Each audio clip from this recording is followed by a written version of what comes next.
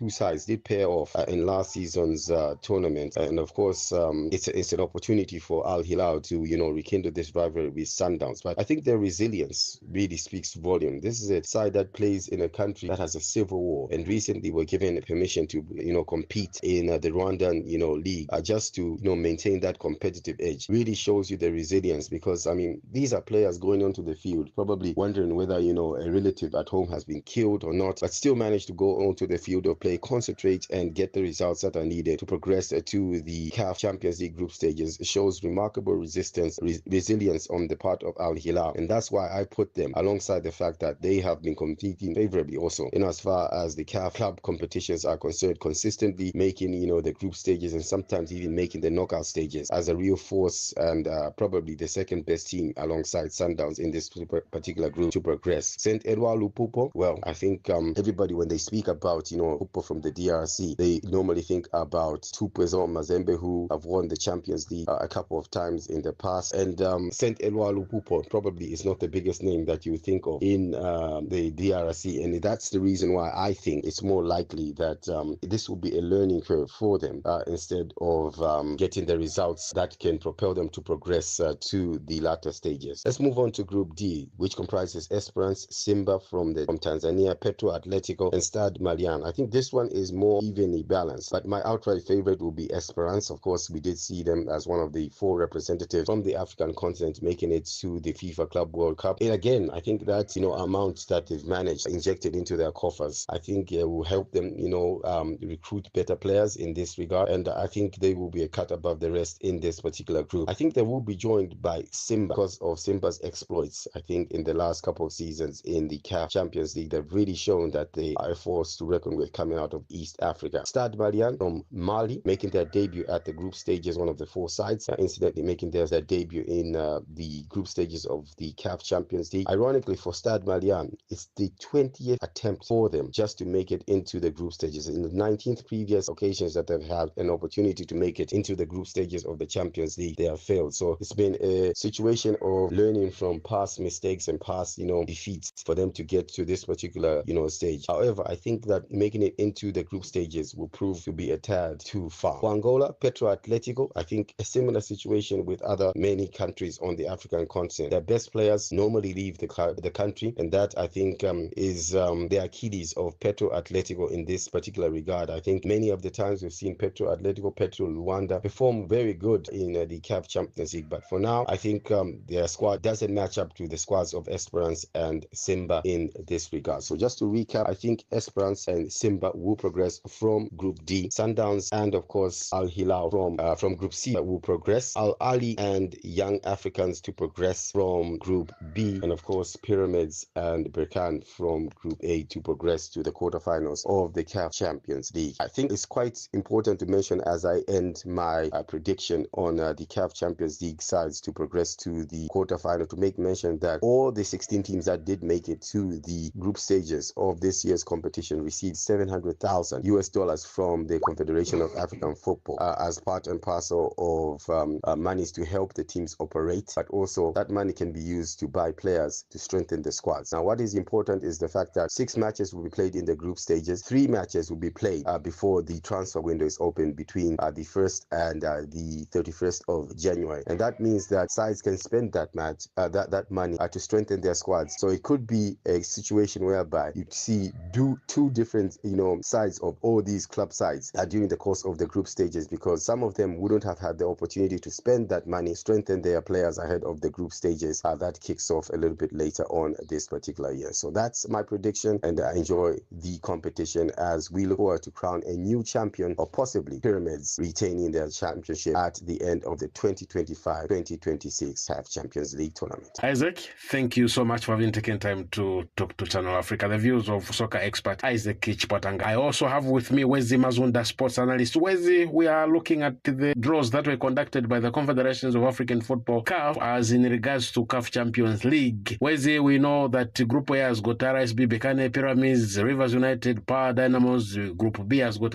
Hackney, Young Africans, ASFA, and JSK Kabylie. Group C, Mamelodi Sundowns, Al Hilal, MC Auga FC, St. Eloi Lupopo, while Group D has got Esperance, Simba, Atletico, Pedro, and the Stade Malien. Which teams are likely to progress to the quarterfinals? It's a very interesting draw. The CAF Champions League group stages draw. In Group A, where there is RS Berkane of Tunisia, Pyramids SC of Egypt, Rivers United Nigeria, and Power Dynamos of Zambia. Very tough group indeed. The Champions League, this competition has a way of favoring. The tables can be 10 yes, but teams that are seasoned campaigners in it and know how to cultivate, know how to move around this competition, know how to invest to get better results. So on paper, I'll definitely give it to RS Berkane and Pyramids SC. But Rivers United and Power Dynamos have a fight in it. They've started so well. For Power Dynamos from Zambia, they've started so well. So I hope they can just continue with their attack and do very well to navigate past these three sides to ensure that they get a place to go into the semi-finals, or the next stage rather. And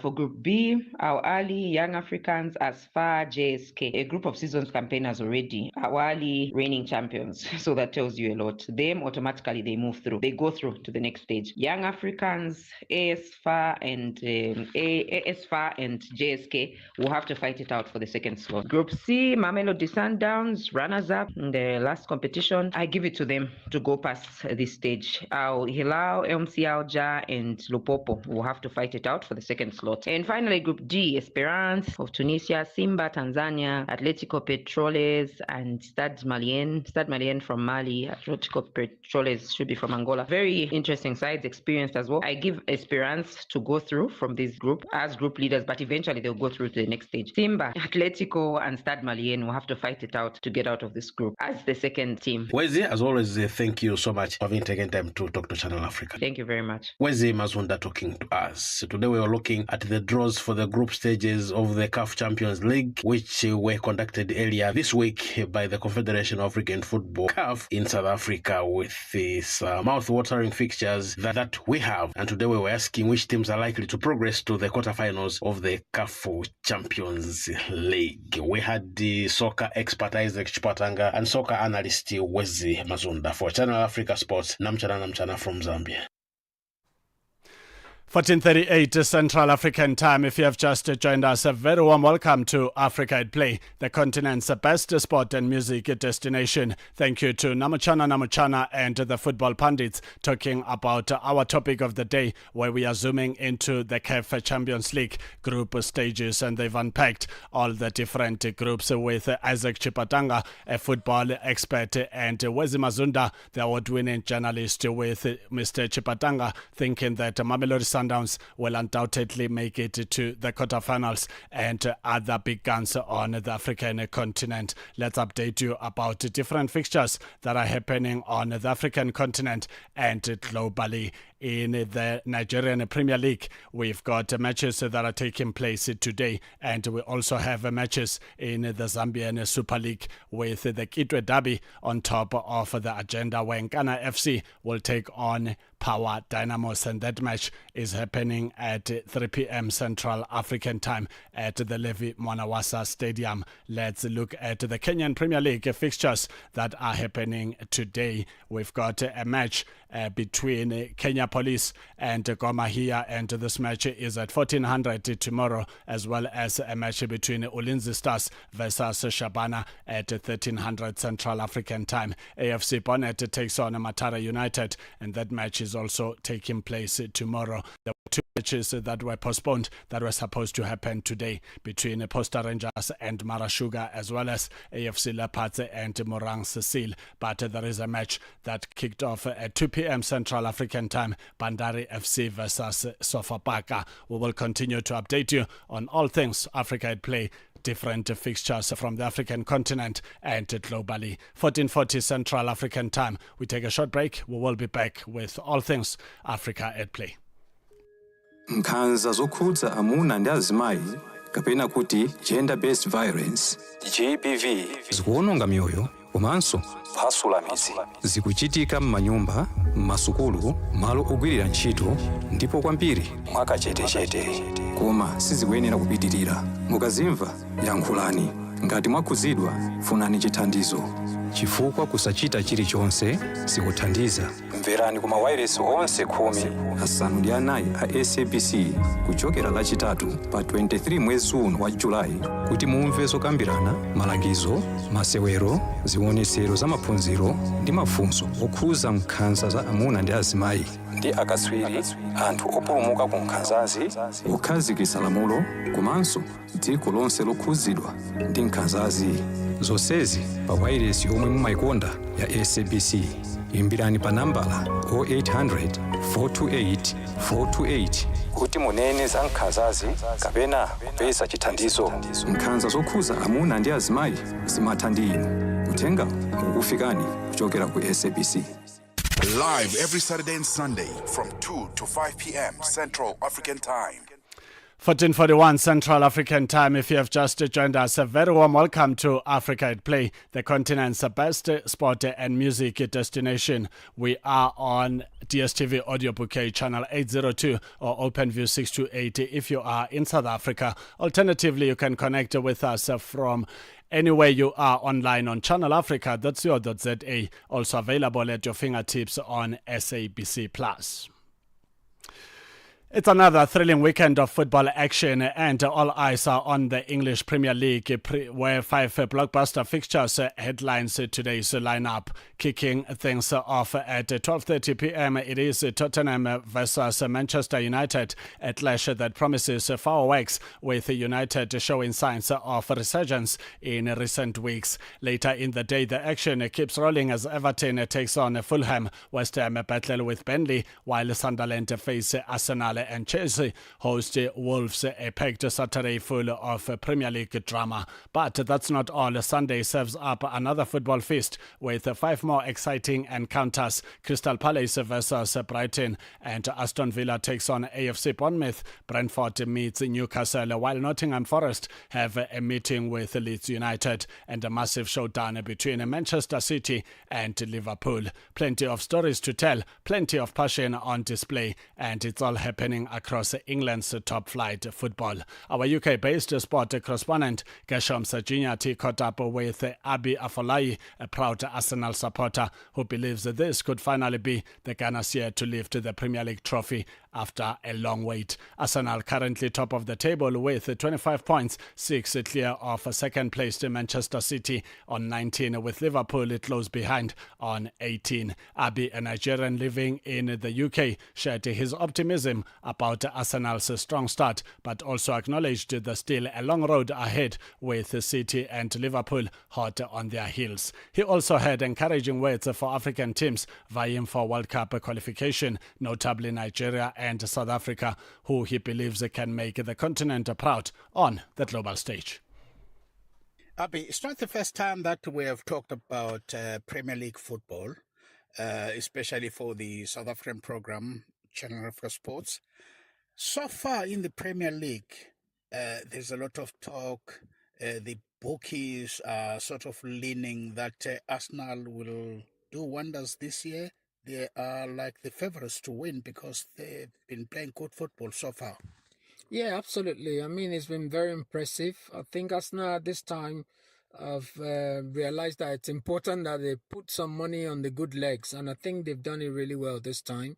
They have very good players that have come on board, and I think with consistency, and we pray that there's no injuries. Arsenal has a long way to go, though. I mean, but at this stage, them being 6 points ahead of their closest rival, which is Man City at the moment, shows a lot of dedication, and they've been winning very well. So, but I believe as long as we don't suffer any major injuries and the team can put their heads together the way they are doing now, Arsenal could be the winner of the league. I mean, for this year, they stand a good chance. Yeah, and also for the fact that Liverpool, who are the league champions, they've had a bad spell at the moment, and so is Manchester City. So that clears the way for Arsenal to do it this year. Yeah, we should hope. We should hope that Arsenal will be able to prove themselves this year. Having said that, I know Man City is another very big figure, and they are beginning to rise, especially with the kind of form that Haaland is on now. Haaland is, is on fire now. He's scoring as many goals as possible with every games, and also is one of the highest. I think it's just broken a record to have scored. I think 10 goals in 8 games. Which is impressive. And I think it's about. I don't know. Maybe it's the first or second person that's done that in the past. So I know with Arsenal, as long as they can work together and continue to play the way they are playing now, Arsenal has got a very good chance. So we look forward to that. Yeah, they're good players so far. Yes. Good players, Bukayo Saka and Victor Gyökeres. Yeah, Gyökeres is a very good player. I know Gyökeres is not scoring as much as we thought with the amount of money that was spent on him. But one thing you notice that once Gyökeres is on that team, it changes the play. It changes, it just the coordination is just unimaginable because it does some magic that a lot of people may not see. But with that coordination, it just opens the ground for a lot of good play. And when there's good play in a team, it converts to goal. And you can see their set pieces and set plays, the way they cross the ball from corners and all that, and how much they've converted. I think they are the highest in the world now when it comes to that set play. So, which is very impressive. So with that, if Arsenal can continue like that, and with who I call my star boy, Bukayo Saka, is amazing. He's doing really well. I think he's improving every day. Look at the goals he's scoring, and it's even the one we are banking on now. Yeah, absolutely.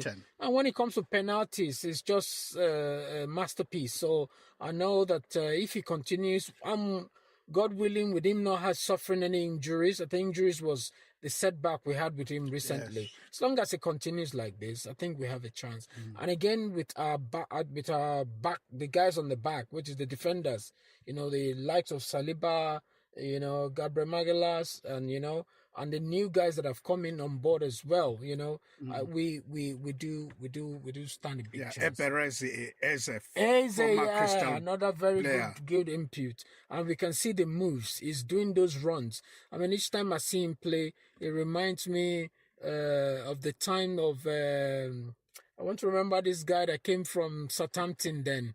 With his runs. I forgot his name now. Okay. In those days, the runs and, he's brought that kind of attribute back. And he's doing really well. So we stand a big chance, this year.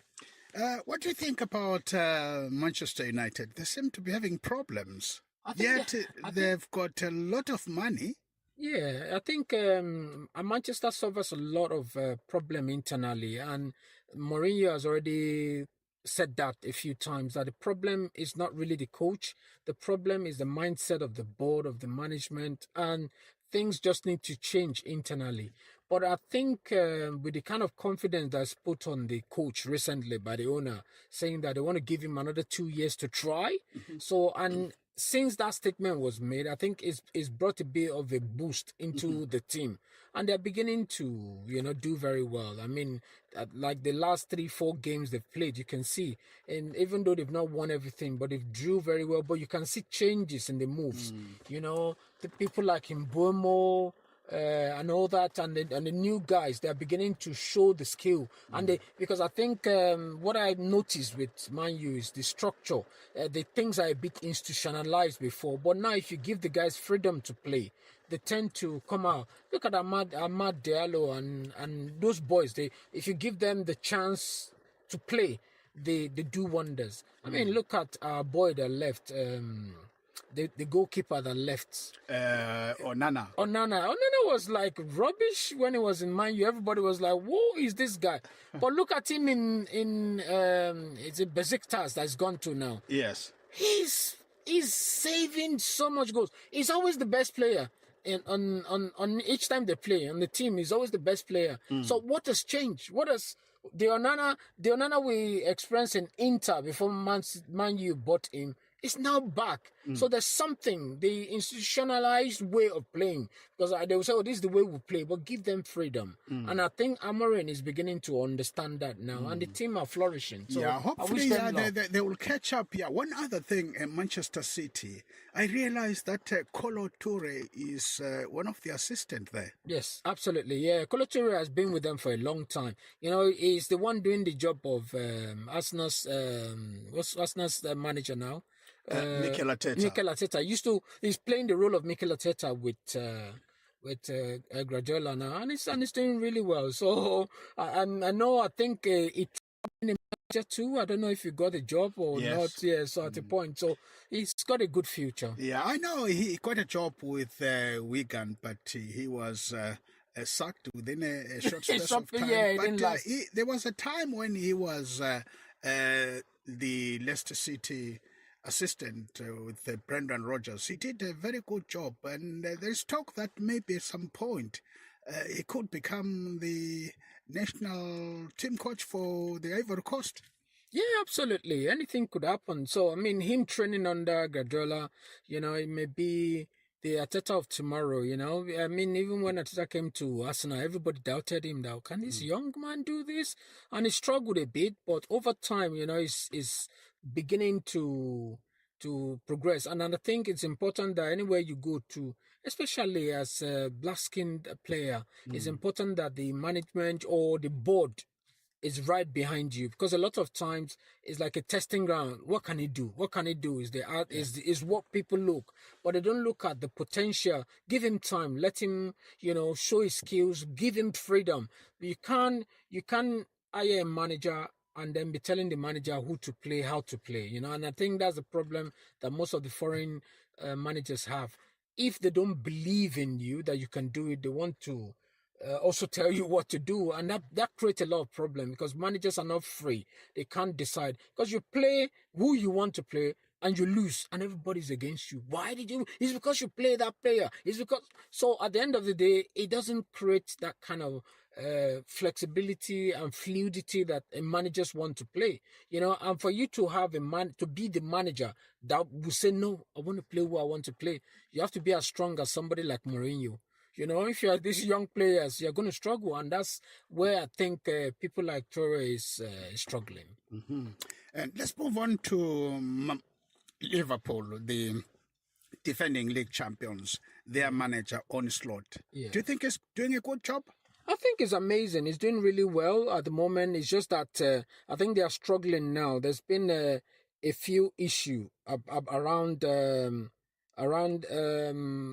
his choices of players lately, and some of the players, I don't know, maybe it's them not having enough confidence that they need. For example, Salah struggled a lot, and I know that a lot of people are you know, criticizing him. You know, Salah, you know, when it comes to sports, when Salah is doing really well, everybody's shouting Salah, Salah. But now that he's struggling, everybody's against him as well. And that really bites down on the confidence of players.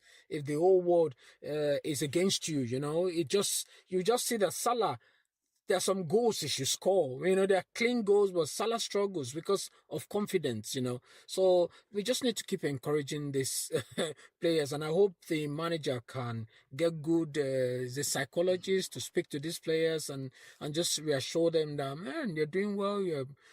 I mean, Salah is one of the best players in the world. I don't see any reason why somebody like that would be struggling, even to score clean goals, you know. So, but I'm hoping with support, because that coach is a good coach, and it's at the moment now he's struggling, and even people are thinking that he may get sacked, and I think that's a shame, because if you can win the league the way he did on his first attempt, I think they should give him time and they should just encourage him. Yeah, he's a good catch. I definitely agree with you. So obviously it looks like Liverpool will provide a stiff challenge to Arsenal. It will be hard to sort of divide these teams. They are more or less equal. They are the same. So the league title will be tight between the two teams. You mean between Arsenal and Liverpool? Yes. Yeah, well, we hope. I'm hoping Liverpool come together, because you need to understand that it's also, as much as I'm an Arsenal fan and I want Arsenal to win because they've not won in a long time, but this competition is what keeps the league going, and it's what keeps everyone excited.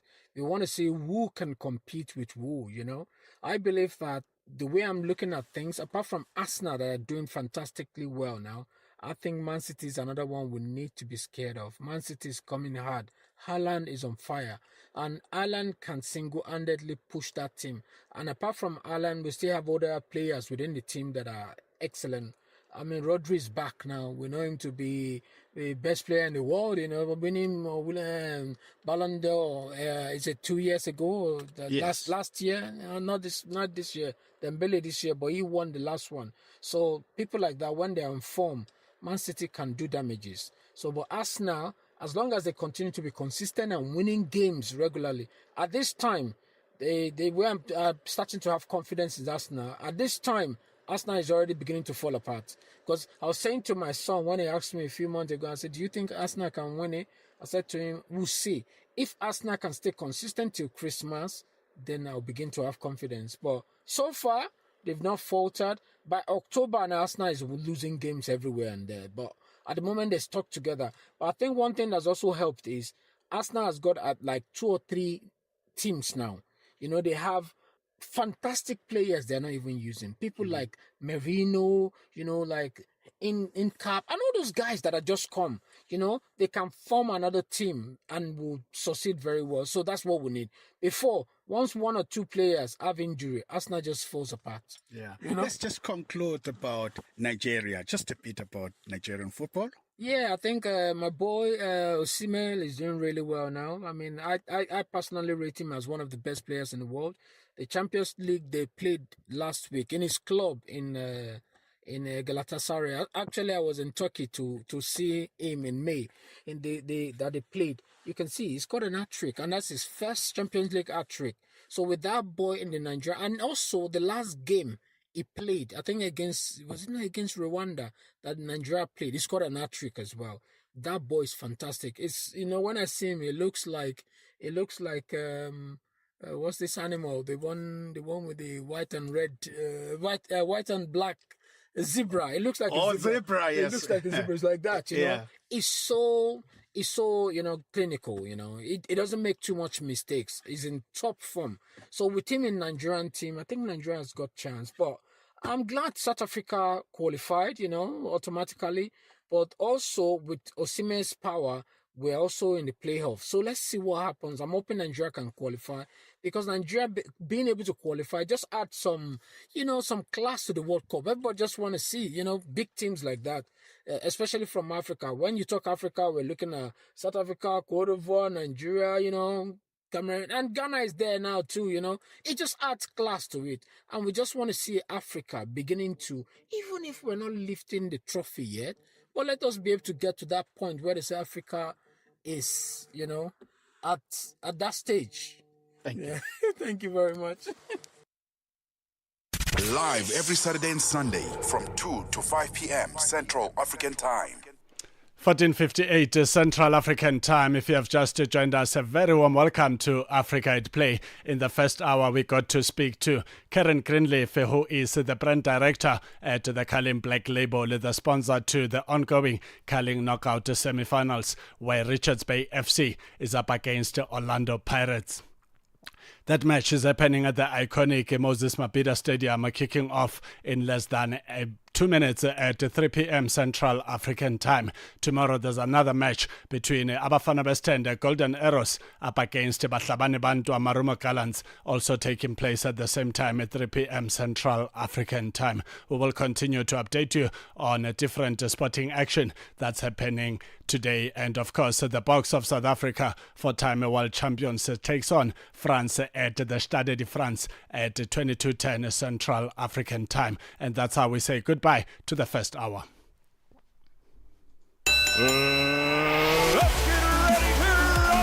Catch your latest scores and sports highlights. Stay tuned to Africa at Play with Neto Chemane on Channel Africa, the African perspective.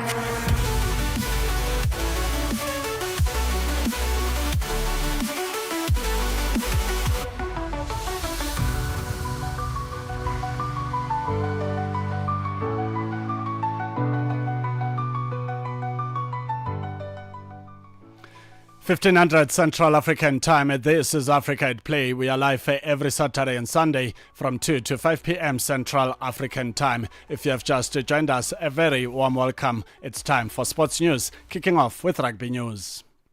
From the dusty streets of Zweden to the bright lights of Paris, Siakolis reaches a century of test caps. Tonight at 22:10 Central African Time, the Springbok captain leads the world champions into the battle against France at the iconic Stade de France, a rematch of the unforgettable 2023 World Cup quarter-final. Kolisi, now 34, has humbly embraced the milestone, using the moment to salute the unseen heroes of his journey, from the township mentors and school funders to the family and community that shaped him.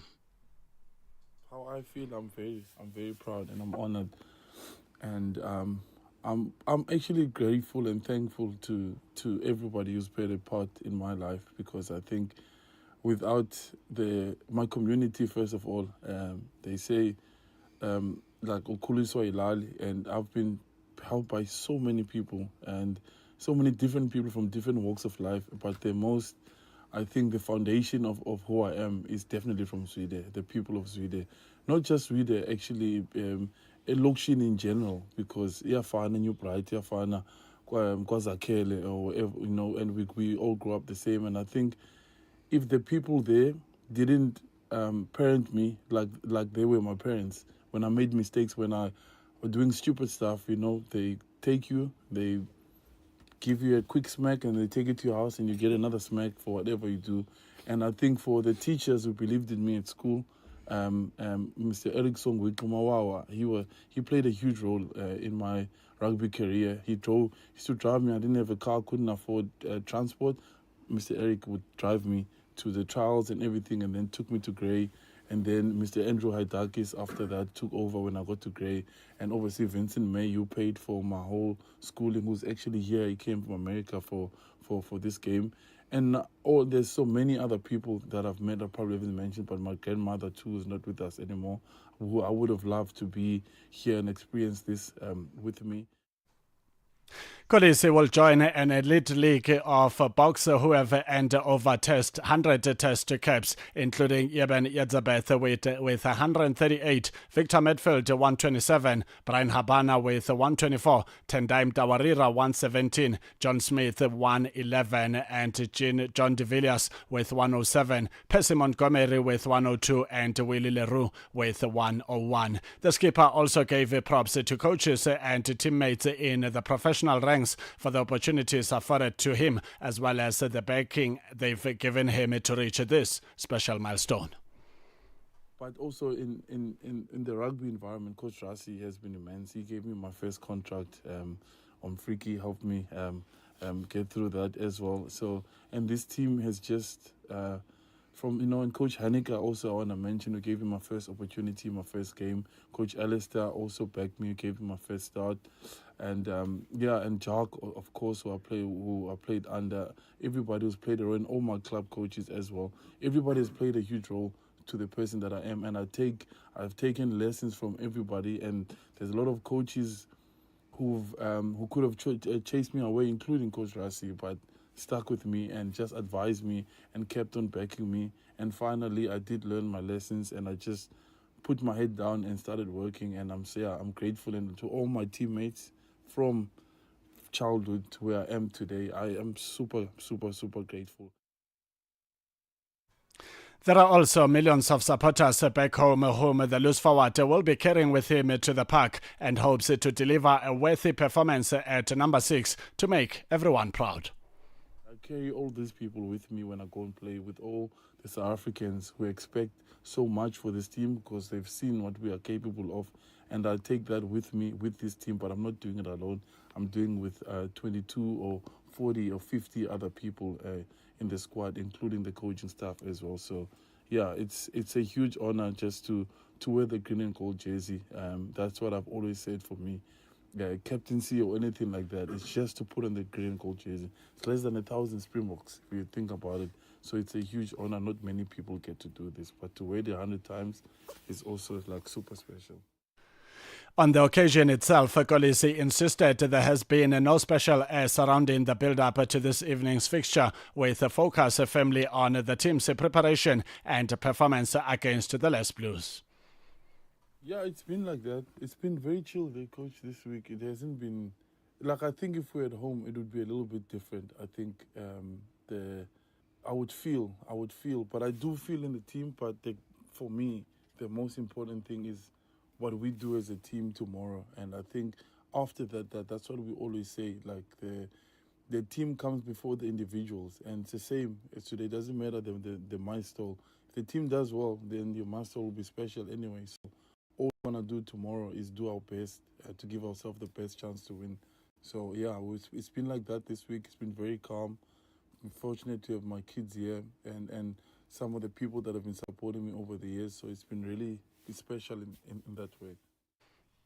In motorsport news, McLaren principal Andrea Stella hailed teammates Lando Norris and Oscar Piastri yesterday for working together in a way he said was unprecedented in Formula One history between title rivals. Norris retook the championship lead from Piastri last month with a commanding win at the Mexican Grand Prix, but is only 1 point clear of the Australian with 4 rounds and 2 sprint races remaining. Piastri can regain the lead in Saturday's sprint at Interlagos. In football news, former Ivory Coast striker Salomon Kalou has reflected fondly on his time representing his country at the Africa Cup of Nations, describing it as one of the proudest chapters of his career. Now retired, the 2015 AFCON winner says lifting the trophy with the Elephants remains the pinnacle of his football journey. With Morocco set to host 24 nations next month as the Ivorians defend their crown, the former Chelsea forward says he always wore his national colours with immense pride and honour.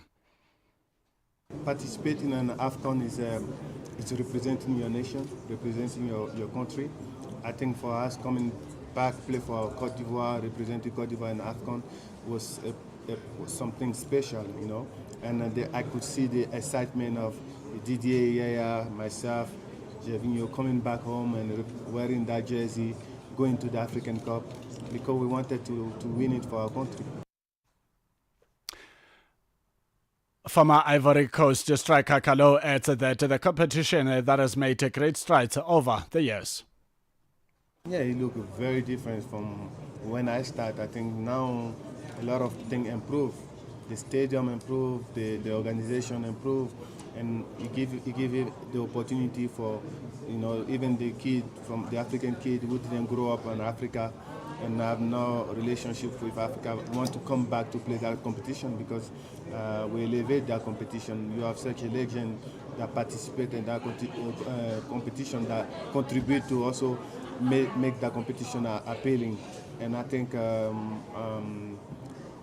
the best competition we host last time it was in Ivory Coast. We see the engagement of people who want to come in the stadium, watch the game, and even on TV, you know, people was tuning to watch the game, and the level of the game changed because African football is developing as well. On his native country, Kalou believes that the only difference between talent in Ivory Coast and Europe is the setup. Cote d'Ivoire, there's always talent, you know, there's always going to have a new player coming out, because football to us is more than a religion, you know. All the kids there want to play, want to be the next Yaya Touré, and you can see that in every corner of Abidjan, the kids with a lot of talent. Now we have to try to have a lot of, to organize that better, so those kids can have better facility and can also develop the skill, and I mean that's the only difference we have with Europe. You know, I have the chance to live both worlds. I went early, super early, and I can tell you the only thing that stands between those two continents is the infrastructure, and I hope with you know, the partnership today, with all the view, we can bring that to African football, because we know that the talent is there. How to develop the talent, that's what the problem stands. What also impresses Kalo about the AFCON is the fact that the gap is closing between the so-called powerhouses and the minnows. Football now changing because there's no small team. You see, team like Lesotho have players that play here in the Premier League, South African Premier League. Maybe we don't know them, but they have the quality. They play in there. So when they go back to national team and they play in Ivory Coast, people expect Ivory Coast to win 3-4-0, but those are talented players. And this is what football is. In Africa now, there is no more small team. We see Guinea Equatorial beat Ivory Coast 4-1 and home. So I think we have to know that football is changing. Every country try to bring the best program for the youth, and that's how we're gonna one day probably win the World Cup. And finally, in tennis news, Great Britain's Cameron Norrie reached his first final of 2025 with a 3-set victory over Lorenzo Sonego at the Marseille Open. 7th seed Norrie had been taken to the distance in each of his first 3 matches in Metz, and in 2 of those had fought back from a setback to triumph. That was the case again as Italian Sonego took the first set of their semi-final before Norrie completed a 4-6, 6-2, 6-4 win in exactly 2 hours. 15:11 Central African time. We take a short break. When we come back, we're going to welcome our teenager in sport. This is Africa at Play. Africa, voici Abedi. Oui, c'est moi. Abedi est un passionné de musique dans l'âme. Il a un goût pour toutes sortes de musique et passe ses journées à écouter Channel Africa. J'aime beaucoup la musique africaine. Ok. Devinez quoi? Channel Africa veut aider Abedi et les mélomanes du monde entier à découvrir encore plus de musique incroyable. C'est pourquoi Channel Africa appelle les artistes africains à soumettre leur musique. Chers artistes, n'oubliez pas de nous fournir toutes vos informations pertinentes à l'email adresse musique@channelafrica.co.za. Les soumissions sont votre chance d'être entendues, mais elles ne garantissent pas une playlist. Toutes les soumissions seront soigneusement examinées pour voir si elles répondent aux exigences de notre station. Channel Africa, la perspective africaine. What are the teenagers up to if they are not in class? Let's get in touch with the teenager in sport. 15:12 Central African time. A very warm welcome to Africa at Play. If you have just joined us, we are live on DSTV Audio Bouquet channel 802 or OpenView 628 if you are based in South Africa. Alternatively, you can connect with us from any corner of the world on channelafrica.co.za. Also available at your fingertips on SABC+. It's time to welcome our teenager in sport, 18-year-old South African national sport climbing team captain. That is Faizan Adrous, who has exciting and incredible accolades: Protea Sport Climbing Colours, Gauteng Provincial Sport Climbing Colours, 2024 South African National Youth Climbing Team Captain, Sport Climbing Full Colours, and Sport Climber of the Year 2023 and 2024. Believe you me, these accolades are a long list, and we've got him on the line to tell us more about this exciting journey as a climber in South Africa. Faizan, a very good afternoon and a warm welcome to Africa at Play. Hello, Faizan. Hello, Faizan.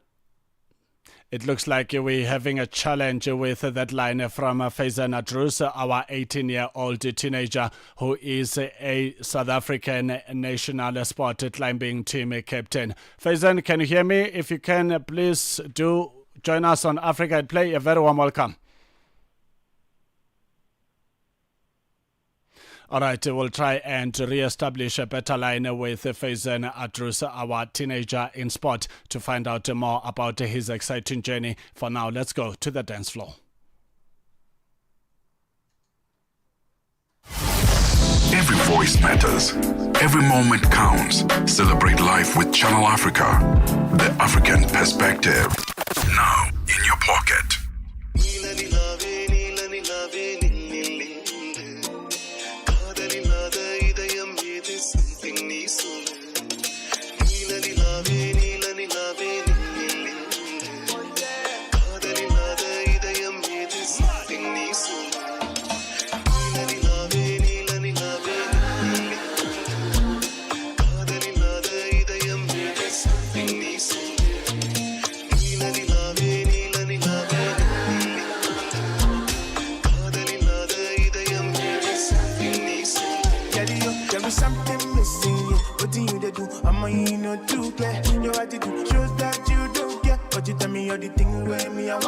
You they use me play. Now I got another bed and you wanna come back to me. I beg you make you leave. I don't want story. I don't want story. You don't make that rest again. And as I work it out, on my meds, the all I'm sipping, yeah. If it's not working out, let me know if there's something missing, yeah, baby. Oh. Let me love it, let me love it. Let me love it, there's something missing. Let me love it, let me love it.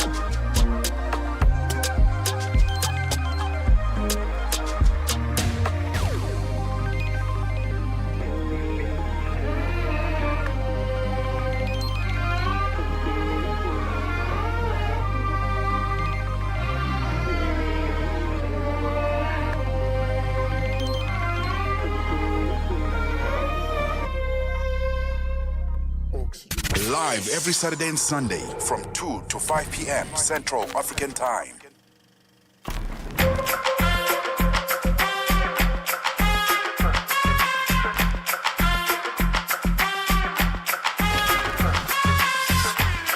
Let us be honest. I don't mind if I be honest. She in control when she feel on it. The patrol that calm me down. You like this, I like thing, my love. I love being your love.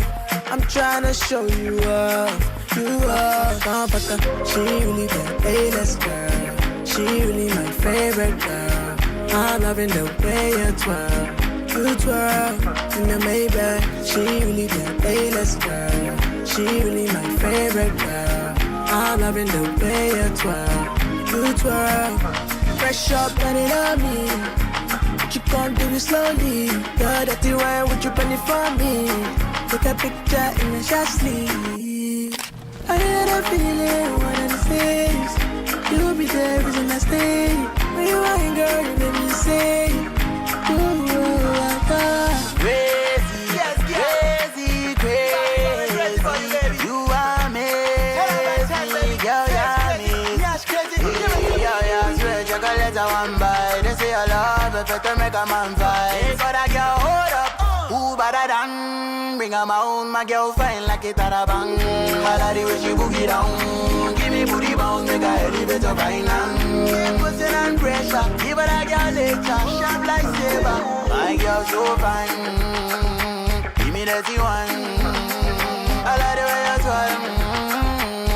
You twirl in the Maybach. She really the A-list girl. She really my favorite girl. I'm loving the way you twirl. You twirl. Fresh up and it on me. You can't do it slowly. You're dirty wine, would you penny for me? Take a picture in the shot sleeve. I had a feeling, one of these days you'll be there, reason I stay. When you ain't girl, you make me say, ooh, I thought.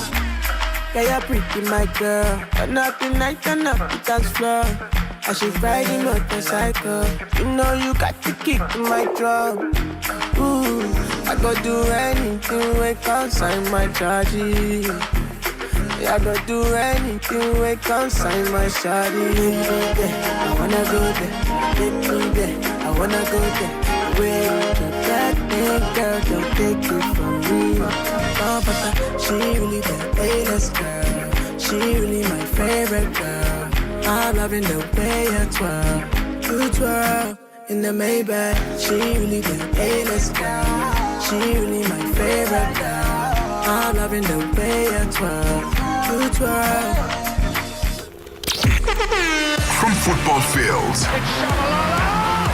to finish lines, Eliud Kipchoge storms comes into the history books. Neto Chemane brings you sports on Africa at Play. Live every Saturday and Sunday from 2 to 5 p.m. Central African Time. 15:20 Central African Time. If you have just joined us, a very warm welcome to Africa at Play. We played you exciting African music, Favorite Girl featuring Rema by Jacob, and after that we played you a song titled SMH featuring Victoni and Tempo. This is Africa at Play. As Delili Siashaya, we are trying to reconnect with our teenager in sport who is a South African national climber and with great accolades indeed. Let's find out if we can have him on to this conversation. Otherwise, we'll start with a short break and reconnect. Africa Update on Channel Africa with Lulu Kabu. Mozambique's opposition leader Venancio Mondlane has been charged with incitement to terrorism and disobedience. He faces a total of 5 charges. The charges relate to post-election violence that left hundreds of people dead. What punishment is he looking at? The most severe charges are 2. One is incitement for terrorism, and also is being charged for mobilizing people for terrorism during the protests. These charges are really serious and severe. If he is condemned, is found guilty, he could serve 10 years plus years in jail, meaning that he would be banned from political participation, mainly for the 2028 and 2029 electoral cycle. The director of CDD, the Center for Democracy and Development, Adriano Novunga. Africa Update with Lulu Kabu, 12 to 1 p.m. Central African Time. What are the teenagers up to if they are not in class? Let's get in touch with the teenager in sport. 15:22 Central African Time. This is Africa at Play. As Deleli Siashaya, as we welcome our 18-year-old teenager in sport who is a South African national sport climbing team captain with incredible accolades. Protea Sport climbing colours, Gauteng Provincial Sport climbing colours, 2024 South African national youth climbing team captain, and also sport climbing full colours and sport climber of the year 2023 and 2024. Believe you me, this list is endless, and this goes to show an exciting journey by our teenager in sport, Faizan Adrous. Faizan, a very good afternoon and a warm welcome to Africa at Play. Hi, thank you for having me. Sorry, you cut out for a second. No problem indeed. Thank you so much for joining us. Let's talk about sport climbing. When we talk about climbing in sport, what precisely are we talking about? So with regard to competitions in general, we have 3 disciplines that competitors take part in. We have bouldering, lead, and speed climbing. Speed climbing is quite self-explanatory in itself, and it's whoever gets to the top first. And bouldering and lead feature high wall climbing with a rope versus really intense, powerful climbing without any form of protection except a mat. You've got exciting and exhilarating accolades in sport climbing. When did this journey all begin for Faizan Adrous? For me, it was when I was in grade 4 at my previous primary school, at the Ridge School. They offered sport climbing as an extracurricular, and it was never really supposed to be something that I would take seriously. It was something I thought I would just start and do to get maybe colors or have fun in. But after that, the rest is history, and I got hooked immediately. A young African listening to this conversation will probably wonder, where do you precisely do the climbing? Where does it all happen? So in Johannesburg, there's a number of different options. You can go to City Rock in Randburg. There's an Fourways option for Block 11 in the Fourways Mall, which recently opened, and it's a facility that offers training and just an experience for climbing overall. There's also Friends and Allies, which is a gym that offers climbing and bouldering specialty in Ferndale. And so there's many options, including Pretoria as well. I'm not exactly sure on the locations for those, but there's about 6 options in Joburg that they can go to. You've achieved very well in the sport climbing journey. You are the 2023-2024 Sport Climber of the Year. How did these achievements come about? So for Sport Climber of the Year, it was mainly from a school-administered award because my school that I currently go to in high school at St. David's, Maristinanda, offers a Sport Climbing Award of the Year to an individual who has performed exceptionally or above average in their climbing endeavors throughout the year. And I think overall for any form of achievement that I've managed to accumulate in climbing, it was just stems from my passion and willingness to really give my all because climbing is what I really, really, really like. And so I invest everything I have into it. And sport climbing is not a popular sport where we can assume that a lot of people know about it. Do you see the sport growing in South Africa? Definitely, definitely.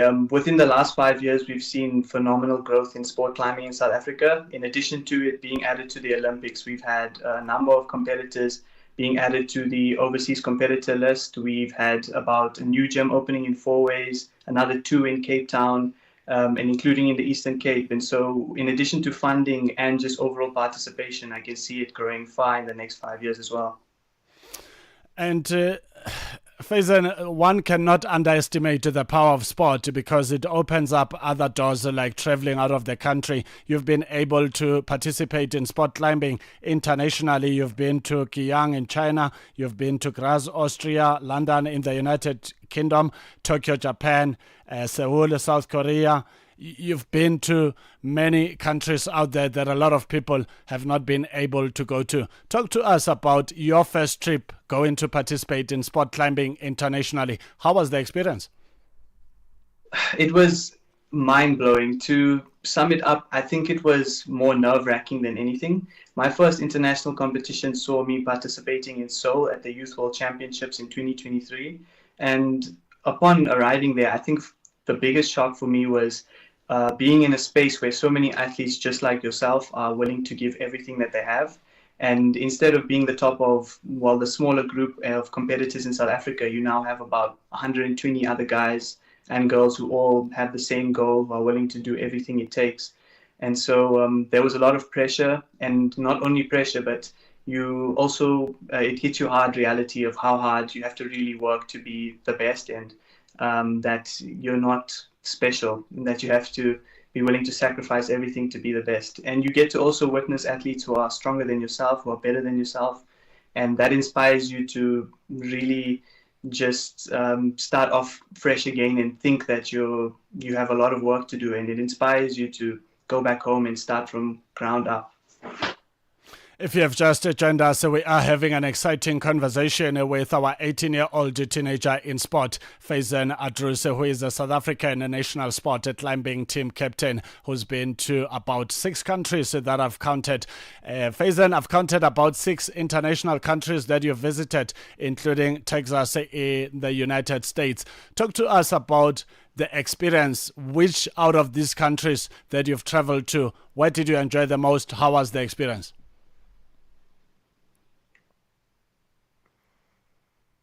Sorry, you cut out for a second, but I'm back now. No worries. Did you get the question? No, sorry. Please could you repeat? No worries. I was saying you've been to about 6 countries, including Texas in the United States. How was the experience to all these different countries? So unfortunately, I didn't have the opportunity to go to Texas, even though I was qualified for it for the team. I wasn't approved a visa. But with regard to the other countries, the number of countries I've been to through Europe and Asia is definitely, it's just a privilege. It's not a right, and it's something that I'm always grateful for. Going to Asia, I got to experience a wide range of different cultures, not only in climbing, but the approach to climbing, the community, the way they train. And you really appreciate that there's so much more out there.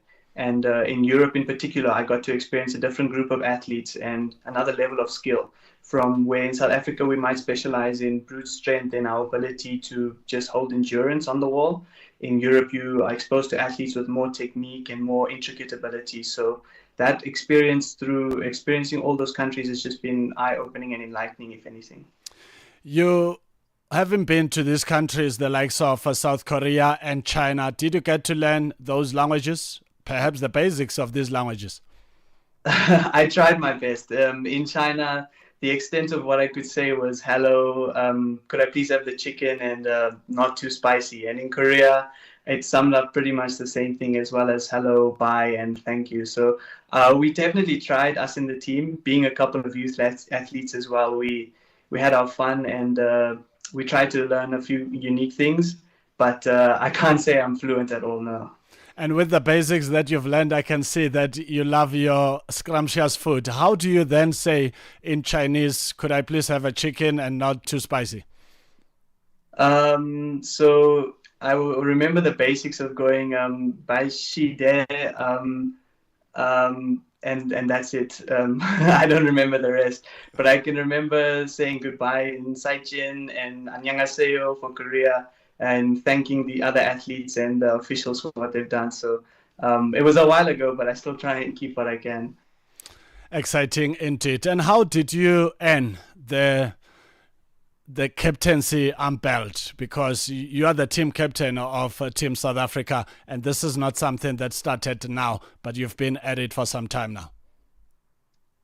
So I was the captain last year for the youth team that had traveled to China, and unfortunately this year, with matric and everything else that was going on, I took the decision to step back from international competitions. But from last year and my experience as captain, I think I was able to leave it in a positive space, one that hopefully the junior athletes in the team were able to appreciate and look towards working to become stronger and cultivate the same culture within the team that I tried to.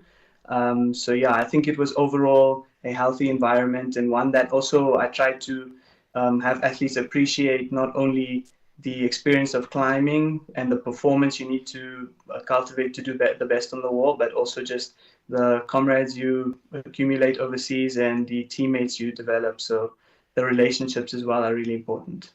We are talking to Faizan Adrus, an 18-year-old teenager in sport who is a South African national sport climbing team captain. Faizan, let's talk about youngsters out there listening to this conversation who could just be interested to join sport climbing. Which schools would you recommend? Are there clubs out there where someone could just knock and say, I'm interested to join this club? So I think with respect to joining from a club, I think the first thing is that climbing is such a free sport. There's no real limitations or rules, that you should be able to walk into a climbing gym one day and you can start off on your own. So there's no real need for a club or administrative feature to get yourself involved. So that's, I think, a really good advantage to climbing. But with respect to a club, there's Chasing Peak in Johannesburg. They spread all through Pretoria to Fourways and everywhere in Gauteng. They're a really good club to start out with schools. The Ridge School, St. David's, Heron Bridge. There's more than I can count, in fact, that compete in inter-schools competitions. So a quick Google search and I'm sure you'll find the closest one to you. How long does it take to prepare for a competition? There's no real set time. You're always preparing for competition. Whether you're in the off season or off day or on a training day, there's always preparation involved, be it mentally, physically, and on rest days when you're doing mobility training and mental prep. Your training involves cycles, and those are scientific cycles developed to make sure your body peaks at the right moment for that competition. And that can see anywhere between 6 to 12 months of training and just cycling. And often your coach will help you develop those programs. How fit should one be to be a competitive sport climber? Very, very fit. Yeah, there's a baseline that's, I'd say, it's crazy for climbing and any real competitive sport or athlete. To be the best and compete amongst the best in the country and in the world, you have to be phenomenal with your explosive power and your strength, your endurance, your capability and capacity to just keep training and keep going, and also mentally fit, because I think that's the most important one. A lot of athletes can be really strong physically, but if you don't have what it takes mentally, and often I had to face that hard reality quite soon on in my career and learn that without the mental strength and that edge, you won't get far. Matric exams are currently underway. How has it been? They've been good. Yeah. I'm grateful to be able to say they've been good. I have maths paper 2 on Monday, so we'll see. Maybe it won't be so good anymore, but I feel ready. We'll see. How many subjects have you written so far? Having said that they've been good, at least we can count down to the outstanding ones.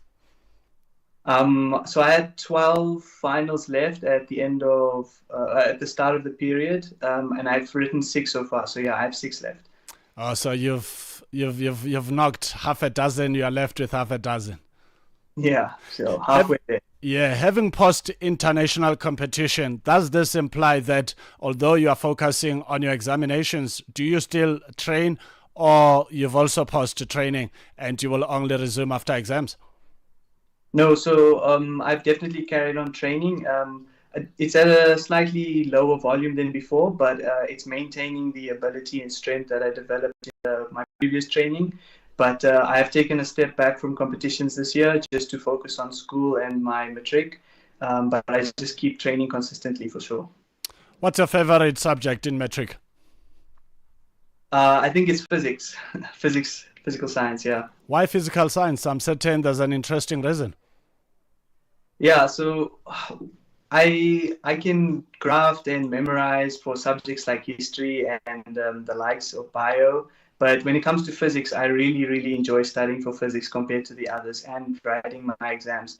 The problem solving and the approach that I can take to physics, I find it really engaging and something that I just will always prefer over sitting and learning notes on notes.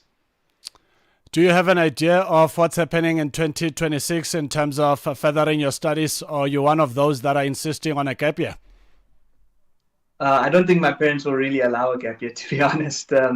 But I'm looking at hopefully either studying at UCT or going overseas to focus on both studies and training.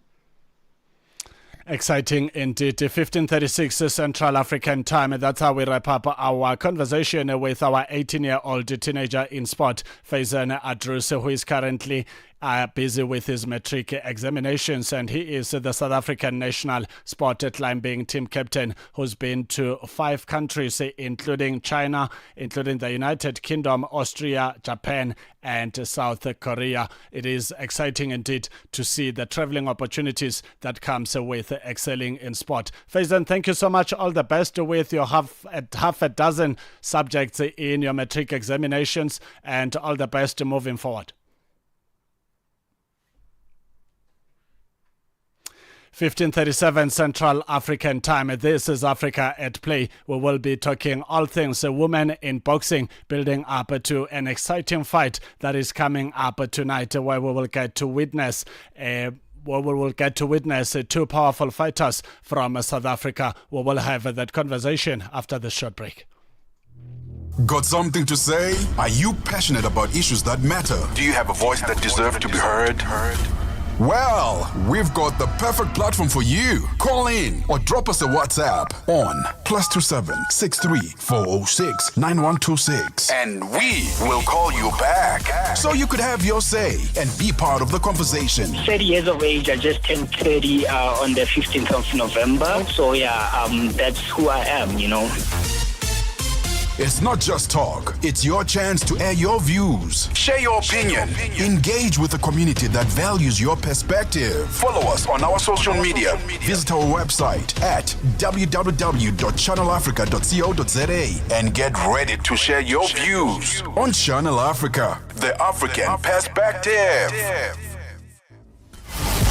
Every voice matters. Every moment counts. Celebrate life with Channel Africa, the African perspective. Now in your pocket.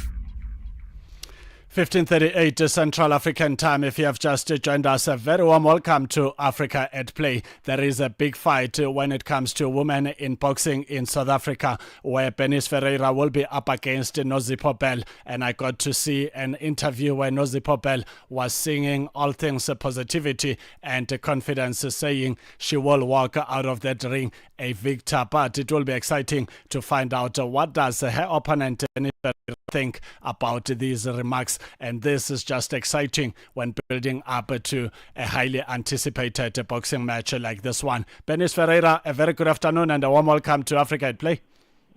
Good day, good day. Thank you so much for having me, and thank you for the opportunity. Thank you indeed. Let's talk about the big fight coming up. Where is it happening? What time is the bout? And what are we looking forward to? It's happening at the Silver Lakes Farm Hotel in Silver Lakes, Pretoria. The tournament started around 5 p.m. and you can expect fireworks from my side. Fireworks indeed. I'm certain you were able to see the interview that Nozipho Bell did, where she was promising nothing but heavy punches come later today when it's time for your bout to kick off. How do you react to those remarks? Well, I mean, obviously she's desperate to keep that title because she's lost all her previous titles. So I think she's going to do whatever she thinks that she has to do to keep the title. But I've been preparing for this fight for a very long time, so I'm super confident that that title is not going to Eastern Cape. It's staying in Gauteng. The title is not going to the Eastern Cape province of South Africa, but will remain in the country's Gauteng province. And those are the words of Bernice Ferreira, who will be taking on Nozipho Bell from the Eastern Cape. Let's talk about tactics in terms of preparation. Like you've rightfully said, you've been preparing for this fight for a while. How confident are you that with this preparation, definitely you will walk away a victor, especially against a confident fighter like Madame Nozipho Bell?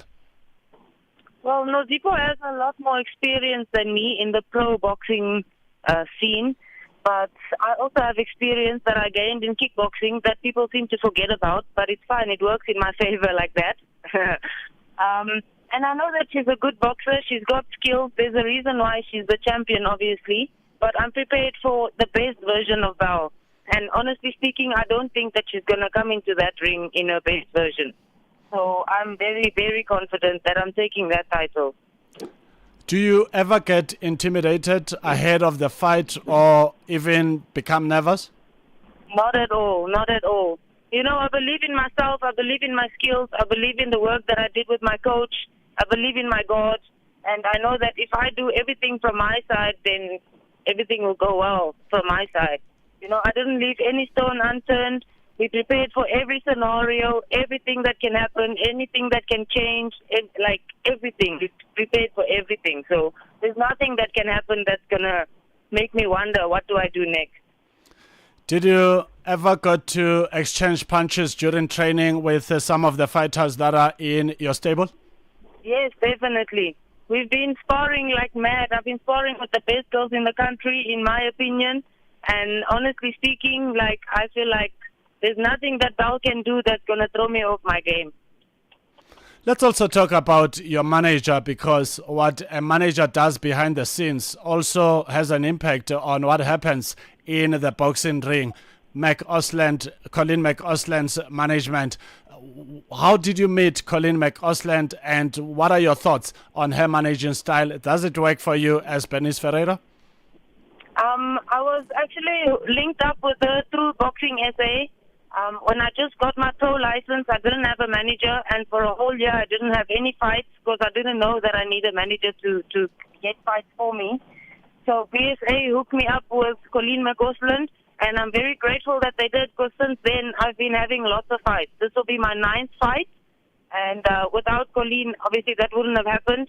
I do feel like she's doing big things for the females, for Smash, for instance. She's obviously advocating for the females, and that's something that we need in this sport, because the girls always are being looked over. So someone like Colleen is what we need, someone that speaks for the girls and puts us on the bigger stages and make sure that we are also seen in the male-dominant sport. And if Colleen is listening to this conversation, what did you like to say to her? Just thank you so much out of out of my heart. There's nothing else I can say except thank you. And I appreciate everything that she does for me. Have you already gone through the weigh-in process, and how did it go?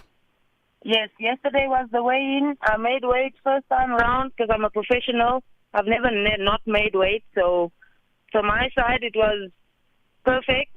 Nozipho struggled to make the weight. She had to go back to the scale 2 or 3 times before she made weight. So, yeah. But luckily she made weight at the end, so the fight is on, and we're fighting for that title. Let's talk about this scenario where you go for weigh-in and you're not making up the weight. Is it a stressful moment? Yes, definitely. But as a professional boxer, you know, you should act professionally and make sure that you make the weight that you signed a contract for. I mean, that's what the word professional means, right? So You need to do what you need to do to make sure that you show up the way that you said you would show up. So if you don't make weight, in my opinion, you're very unprofessional. There you have it from Benis Ferreira, who will be taking on Nozipho Pele later today, and that fight is happening in Pretoria, the country's capital city. We also have her manager on the line, Colleen McAusland. Benis, do stay on the line. Colleen, thank you so much. A very good afternoon and a warm welcome to Africa at Play. Good afternoon, Neto. Thanks for having us. Thank you so much indeed. Benis Ferreira, highly confident that she will walk out of that ring a victor. Your thoughts and the process that goes into preparing for a fight of this magnitude? Yeah, from the boxer side, a lot of discipline, a lot of dedication, and a lot of determination. Because, while everyone else is eating all the good stuff, you've got to be disciplined to eat healthy and, to make sure that you make weight on the day. So it's a lot of work from them, a lot of sacrifices as well, to fight a title fight like she's fighting for. But as a professional, it's that's what's expected. It's the sport that they've chosen, and it's the job that they've chosen.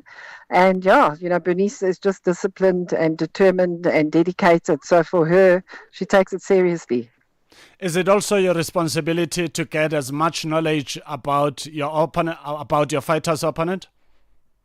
Yeah, absolutely. Before I even discuss the opponent with the coach, I do my own research first. And obviously then the negotiations start with the promoter and everything else.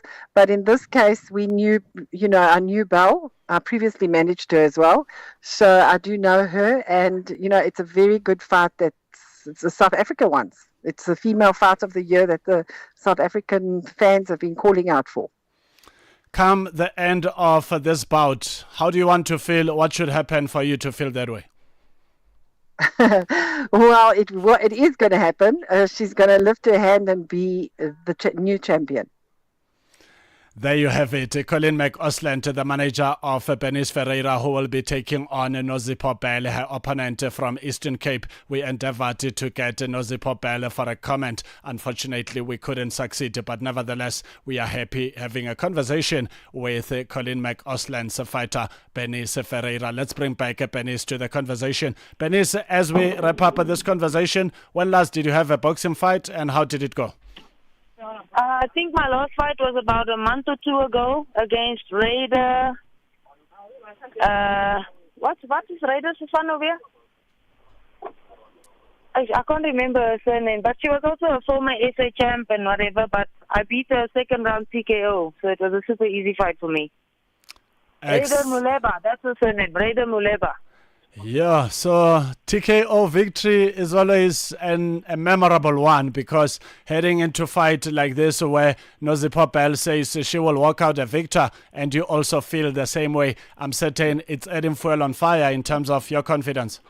Yes, definitely, sir. I want her to give me a tough fight. I haven't been tested in my career as yet, so I'm looking forward for a full, tough 10-round battle so that I can display my skills and test myself for the international stage. If you win this evening, what's coming up next?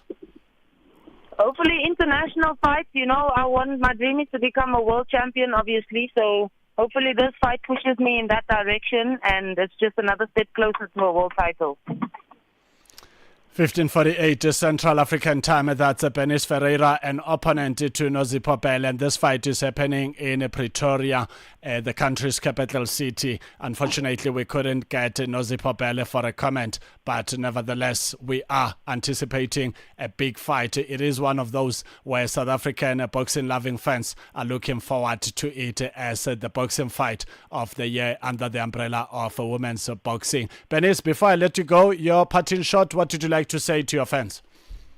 I just want to say thank you to everyone that's shown love and support. My family, my community, my teammates, everyone that knows me and that reached out to wish me the best of luck. I appreciate you guys. Thank you indeed for talking to us on Africa at Play. All the best. Come your time for the bout against Nozipho Pele later today. So much. Appreciate you. Let's also wrap up with manager Colleen McAusland. Colleen, any last-minute .com preparations that you've been busy with, or all is set? Yeah, for this fight, all is set. Bernice has been ready for a long time. So I'm already working on the next fights, the next two fights. She'll be having another fight next month on the 6th of December. It's her next fight. And then I'm busy in talks for a WBC title fight in China in December. It is a jam-packed calendar, I must say, for Bernice Ferreira under the management of Colin McAusland. Madam Ausland, thank you so much for the awesome work that you do to elevate women's boxing in South Africa. Thank you so much, Neto. Thanks for your support as well. 15:50 Central African Time is time to take a short break as we're building up to the third and final hour of Africa at Play. Get Channel Africa on DSTV Audio Bouquet. Channel 802.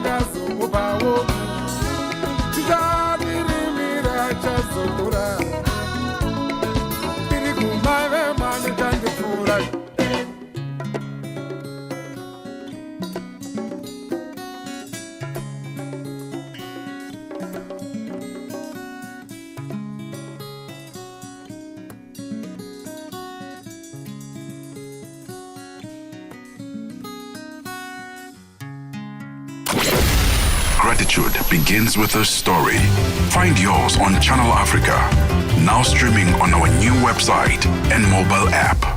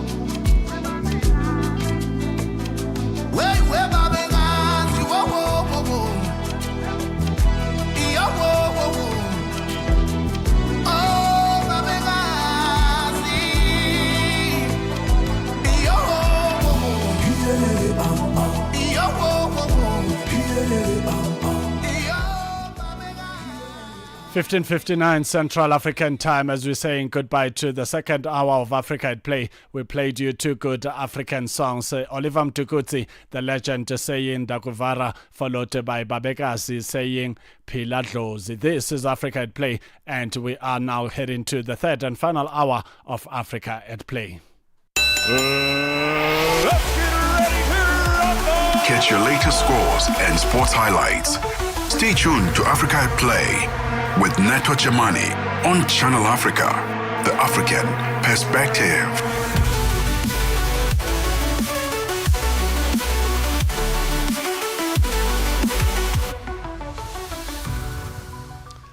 We've officially entered the third and final hour of Africa at Play. Let's update you about the Premier League action in the United Kingdom. Tottenham Hotspur currently trailing by a 0-0 against Manchester United after 73 minutes of football has been played. There's more matches coming up from 5 p.m. Everton versus Fulham, while West Ham has a meeting with Burnley also at 5 p.m. Then it will be the big match where the lock leaders Arsenal are away to Sunderland. Arsenal looking for nothing but maximum points to remain on the summit, while Sunderland are looking to go up the ladder of the Premier League with maximum points. Chelsea, the Blues, are up against Wolverhampton Wanderers. Wolves, that is currently on the summit of the Premier League, and they are also looking for victory to avoid being in the danger zone. Crystal Palace tomorrow takes on Brighton at 4 p.m. Central African Time, while Aston Villa takes on AFC Bournemouth at 4 p.m. Central African Time. Brentford versus Newcastle and Nottingham Forest will be up against Leeds United. Manchester City will be up against Liverpool in the Premier League's big match at 18:30 Central African Time, and that match is happening tomorrow. We will also update you about different other matches that are currently underway, looking at the curling knockout in South Africa, where we've got Richards Bay FC up against Orlando Pirates, and that match kicked off at 3 p.m. Central African Time. Tomorrow it will be Golden Arrows Abafana Bestende versus Batlabane Bantwa Marumo Gallants, and that match is tomorrow at 3 p.m. Central African Time. For now, let's go to West Africa in Nigeria, Lagos, for the latest in Nigerian sport with Tony Robani. Barely a week to the much anticipated 2026 FIFA World Cup players. World Football Governing Body FIFA has named a team of match officials from South Africa to handle the crucial semi-final encounter between Nigeria and Gabon. FIFA appointed Thomas Bongle as the center referee, Zakele Siwela as assistant referee, and Akuna Makalima as the video assistant referee. Hughes Alan Jovi was also named as the referee assessor for the encounter. However, the decision has sparked a wave of controversy, particularly among Nigerian football stakeholders who have questioned FIFA's neutrality in making the appointments. A senior Nigerian football official expressed strong reservations over the choice of officials, citing recent comments from South Africa Post Minister Gaten McKenzie, who reportedly stated his wish for Nigeria not to qualify for the World Cup. How can FIFA appoint a South African refereeing team for our match after what Gaten McKenzie, South Africa Post Minister, openly said about wishing Nigeria would not qualify for the World Cup? South Africa are clearly hostile to us, the NFF official said. The development has since continued to generate heated debate across the continent, with many fans and analysts calling on FIFA to reconsider the appointment to ensure fairness and transparency in the high-stakes playoff clash. Nigeria will face Gabon next week in a decisive tie that could determine their path to the 2026 World Cup in the United States, Canada, and Mexico. Victor Osimhen sent a powerful message ahead of Nigeria's crucial World Cup qualifying playoff next week as he netted a sensational second-half hat-trick for Galatasaray in their 3-0 away victory over Ajax Amsterdam in the UEFA Champions League. The Super Eagles talisman was in unstoppable form, showcasing the sharpness and composure that Nigeria will count on when he leads the attack in next week's decisive encounter against Gabon. After a goalless first half in Amsterdam, Osimhen break the deadlock in the 59th minute with a classic striker's header, diving low to meet Leroy Sané's teasing cross. 7 minutes later, he doubled the advantage from the penalty spot after a handball by Ajax defender Yuri Bas. The Nigerian forward completed his hat-trick in the 78th minute with another well-taken penalty, following yet another Ajax defensive blunder. The table took his Champions League tally for the season to 6 goals, underlining his devastating form in front of goal. Former Nigerian international John Ogu has described Super Eagles and Galatasaray star Victor Osimhen as the best striker in the world. Ogu made a claim after Osimhen netted a hat-trick in Galatasaray's 3-0 win against Ajax in the UEFA Champions League match day 4. And I must say that out here in Nigeria, Victor Osimhen is in the list of all Nigerian soccer fans. Everybody, keeping praises on him. I'm hoping that he could find his form, replicate it against Gabon and of course get Nigeria into the World Cup Intercontinental playoffs. Victor Osimhen himself expressed joy after his hat trick. We know the kind of performance we were coming to fake, and everyone brought their A game, and I'm happy to be able to contribute with goals. And of course, I think in the second half we had it, and also they had their moment too. But I think the most important thing is to continue to build on this momentum, and we shouldn't get carried away. Now we focus also on the league and try to get the win and build on the momentum also from there. But I'm happy about the performance of the whole squad, and I think we can really go so far. We have a goal. You already know what's rewarded, and we know the kind of magnitude of a league in terms of Champions League we are in, and when you have to play with the big top, and then you have to bring your A game. We want to show people that we can really match up with the elite. We are also a very big club, and step by step, we will go into every game. Maybe it's not going to be easy, but I think as a squad, as an individual, we have the quality to do damage to anything. And I think we continue to build on this momentum we've had. One-time African Player of the Year, Victor Ikpeba, and backed the Super Eagles to take a second chance via the clear to qualify for the 2026 World Cup. We can qualify for the World Cup. It's another chance for them to play at the World Cup, Ikpeba said. They have a second lifeline. They have to grab it. They have fought, and they have to continue to do that. With the 10th period against Lesotho and Benin, we have what it takes to beat Gabon and Cameroon in the playoffs. Against Benin, they were ruthless, and the early goal settled the boys' nerves. The boys know it won't be easy, that they have to fight for it. We're optimistic of qualification now. Victor Ikpeba take. They play for NFF, they play for Nigeria, they play for the Super Eagles. So in the end for them to qualify, they have the second chance now to qualify for the World Cup. I think and they know the significance of the two games that come in Africa. It won't be easy, but we have what it takes to get the Cameroon. We no longer the Cameroon of the 80s, 90s, or 2000. Gabon is like they had that inconsistency. That's something that's ever qualified for the World Cup. So we had more experience than these Gabonese sides from a bundle down here. But and some very good players, most of them play and Qatar, some of them Portugal. So where you can't take care of this game easily. So the boys have to do the out there and deliver. And sometimes they people talk about bringing new players to bring you don't change your winning team. So if you have to frustrate players, to have injured players, you have to bring players, but reflected because you 2 games in 2 days. Former Super Eagles midfielder Christian Obodo has equally urged Nigeria senior men national team, the Super Eagles, to maintain unity, discipline, and collective focus as they prepare for the high-tech CAF World Cup playoffs in Morocco. Fishing in Abuja, Obodo emphasized that qualification for the 2026 FIFA World Cup will depend more on team cohesion than individual brilliance.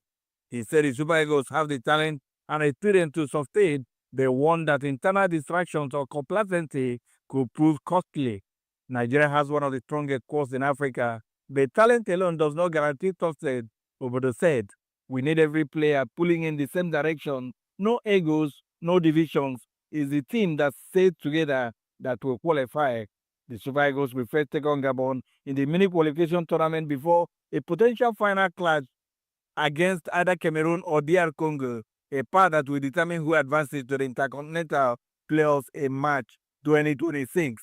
Obodo, who featured for Nigeria in the 2006 Africa Cup of Nations, said he has seen positive signs in the team's recent matches under head coach Eric Kell, praising their energy, defensive improvement, and work rate. However, he said that focus and tactical discipline will be key against opposition and how to punish even the smallest mistake. Christian Obodo stick. Talking without no sentiment, without no quarry, without they play this or they not play this or I do this. Everyone to do to have one mind. This is not club type.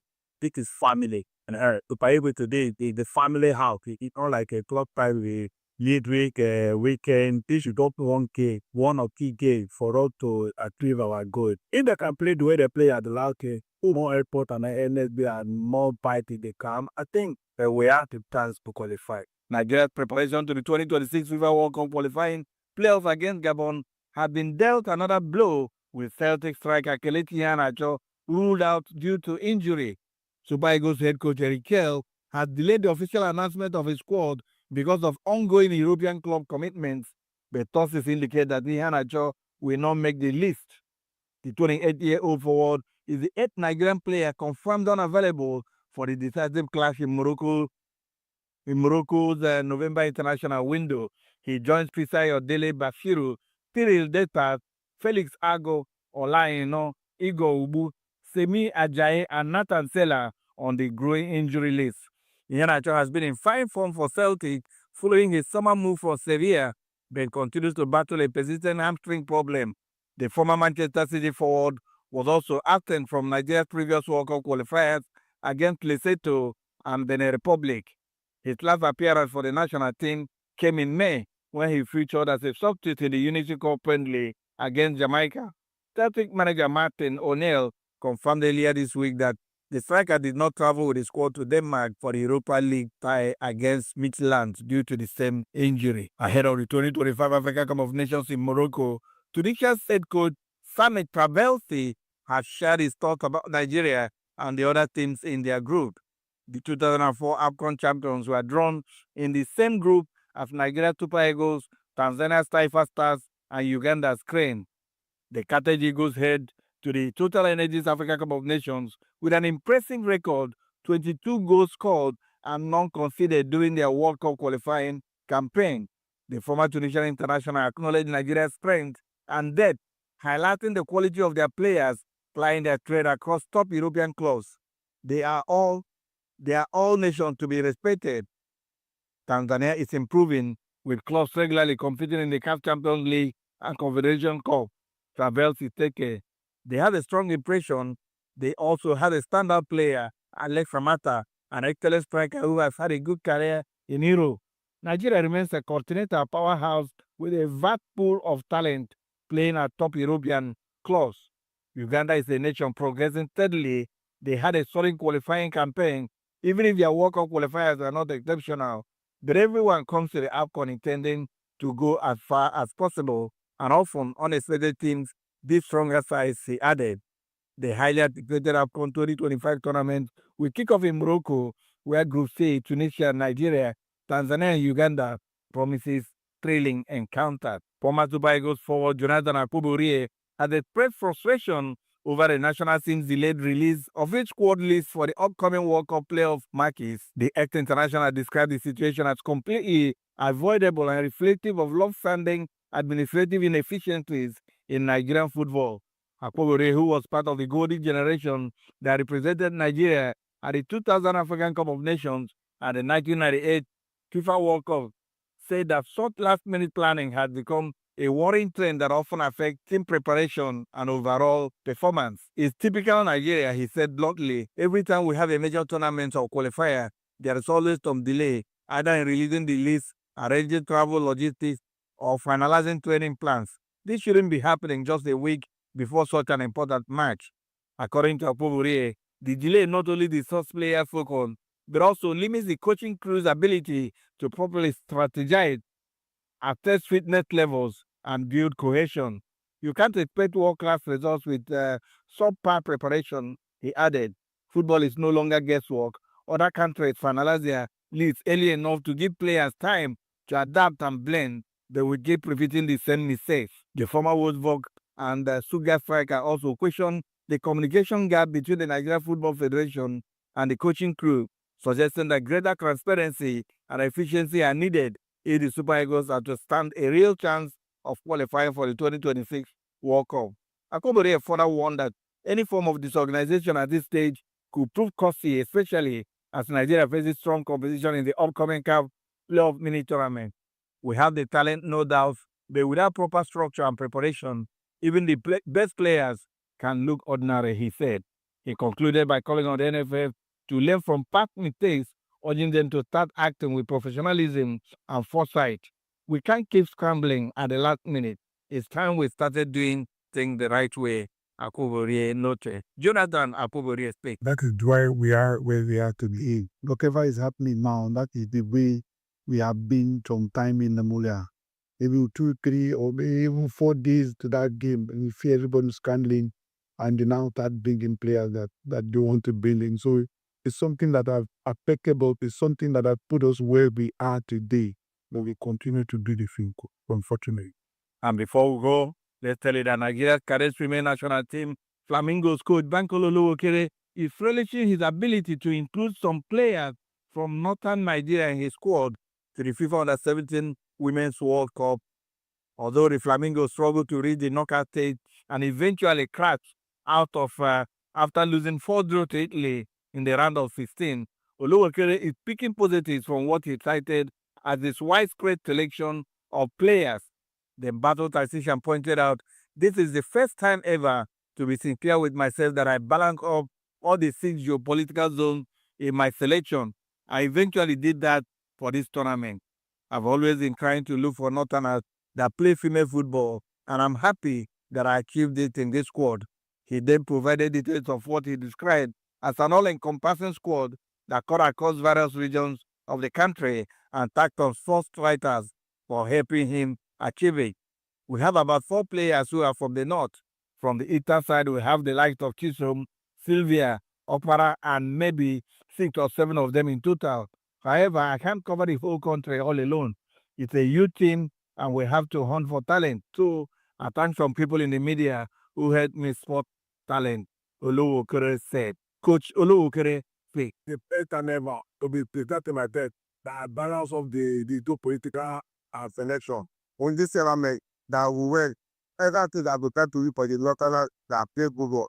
And I think in this squad, we have about 4 players that are from the north. If you talk about from the eastern side there, we have the likes of Shujong, we have the likes of Piria, we have the likes of Opara. I think I have about 6, 7 of them from the eastern side. And what can I do? What you have to hold is there's a youth program, like that the youth game, where they tell you how you got selection. And I think someone who is the captain to me, they offer my selection.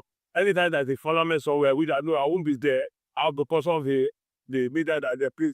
It's any player that also do the thing we are doing, any other so take any for the most away. They can be with us with and they fought 1 or 2, 3 names to win, and I will have about 2 million, and I'll combine if the name of the 3 the better that. And indeed, that's Nigeria for you. You know, imagine a coach not saying that he had to include northern players so that that region will also be covered in the national team. That's exactly, why Nigeria has not been doing well, just because of politics.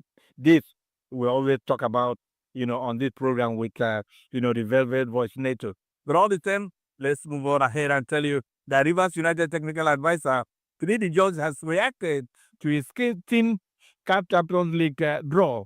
The Nigeria Premier Football League (NPFL) outfit have been drawn in Group A with defending champions Pyramids FC, Morocco's RS Berkane, and Power Dynamos of Zambia. Finidi stated that facing the 2 North African clubs will be an extra motivation for his players. We will prefer when the time comes, but for now, we will just concentrate on our league game. When it's getting closer, we'll try and prepare the boys mentally for what's coming ahead. Finidi said, it's extra motivation for the players having this platform on the big stage. I think it's going to bring a lot of expectation and a lot of confidence for the players. They are all looking forward to using this platform to showcase what they have. Rivers United will be making their maiden appearance in the group stage of the CAF Champions League.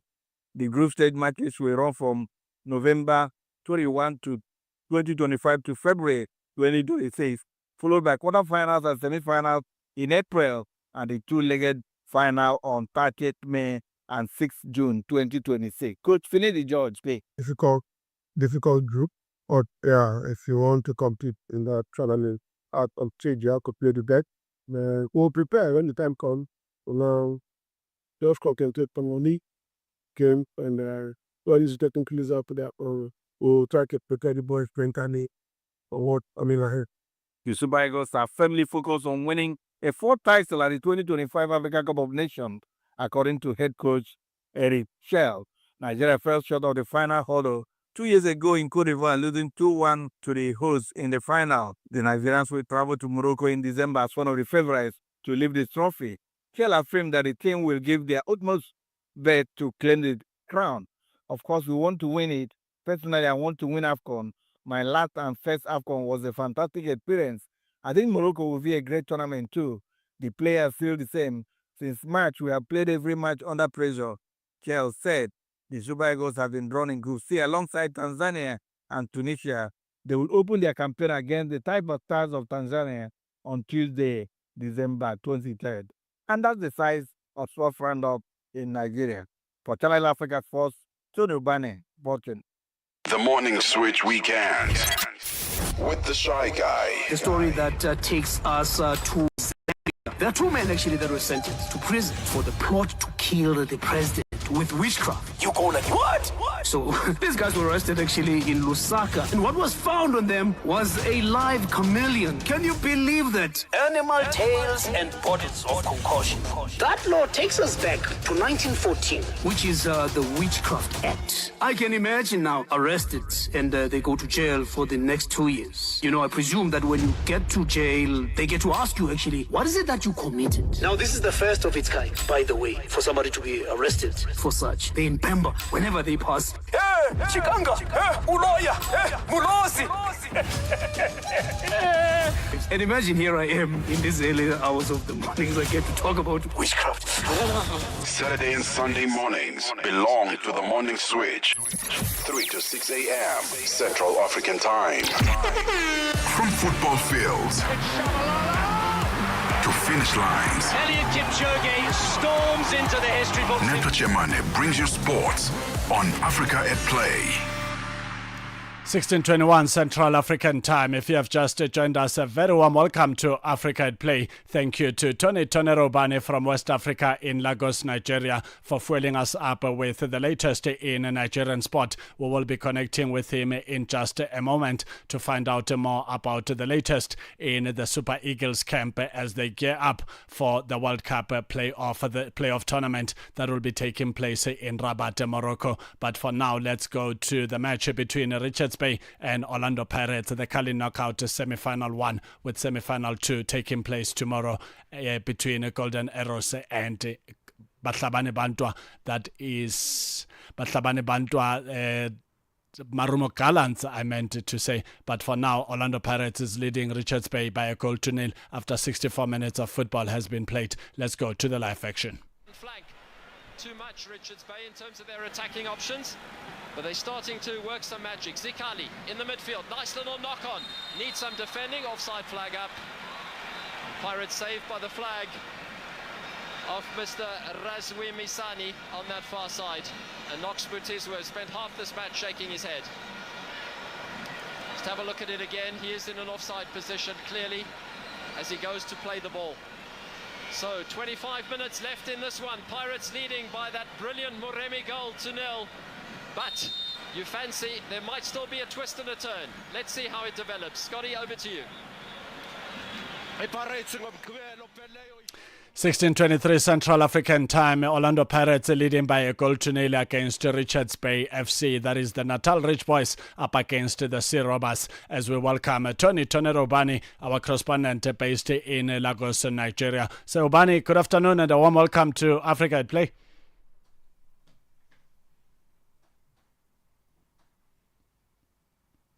Tony Robani. I'm absolutely hearing you very clearly here, Neto. I said it's good to hear your voice. Thank you so much for joining us indeed. Let's talk all things the Super Eagles gearing up for the World Cup playoff tournament that will be taking place in Rabat, Morocco. It's going to be exciting to witness this action with the Gabon national team also on the cards for a big spectacle. 24-man squad out there by Coach Eric Chelle. Yes, indeed, Neto.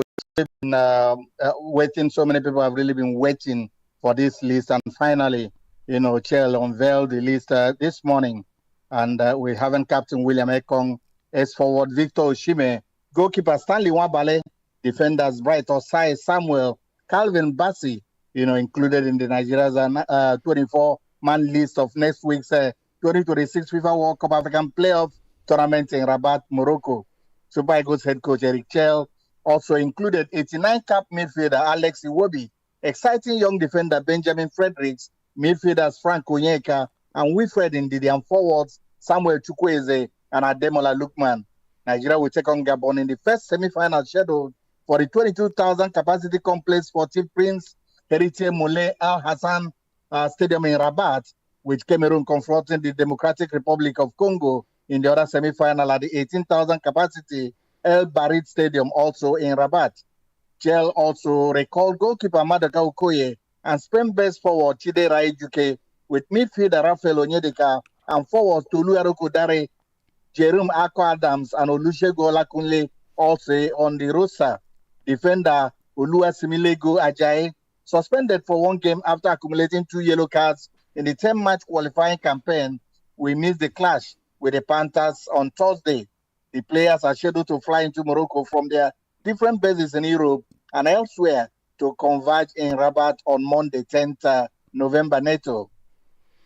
16:25 Central African Time. That's Tony Rubani, our correspondent based in West Africa, Lagos, Nigeria. So Ubani, looking at the fixtures in the semi-final of this FIFA World Cup African Qualifiers Playoff Tournament, Nigeria, the Super Eagles, will be up against Gabon on Thursday, the 13th of November at 6 p.m. Central African Time. While in the second semi-final on the same day, it will be the Indomitable Lions of Cameroon taking on Democratic Republic of Congo at 2100 Central African Time. Rumblings in Nigeria over choice of South African officials for their playoff match against Gabon. Why is that when it's officials who are not part of Gabon but from a neutral country? Yes, Neto, there's been growing disquiet in Nigeria, after the Nigeria Football Federation lodged a formal protest to FIFA and CAF, over what he described as questionable and regionally biased free appointments. NFS protest particularly objected to the choice of South African officials, citing potential conflict of interest given the long-standing football rivalry and geopolitical tensions between Nigeria and South Africa within CAF's decision-making structures. With the stakes high and questions swirling over transparency in referee appointments, CAF's handling of the situation is likely to come under renewed scrutiny, both from national federations and from the global football community. But Neto, I must say, that the comments of the South African Minister of Sports, McKinsey, was the thing absolutely that heightened, this tension and, of course, the protests, from so many Nigerians. Earlier, we have had him, saying that he indeed does not want Nigeria to qualify for the World Cup. So almost everybody's football stakeholders, the fans, have taken it to mean that this man, as he objects, indeed, as a diplomat, who represents South Africa, definitely there will be a lot of, bias officiating if indeed a South African is coming to be at the center of the referee, where their minister does not want Nigeria to qualify for the World Cup.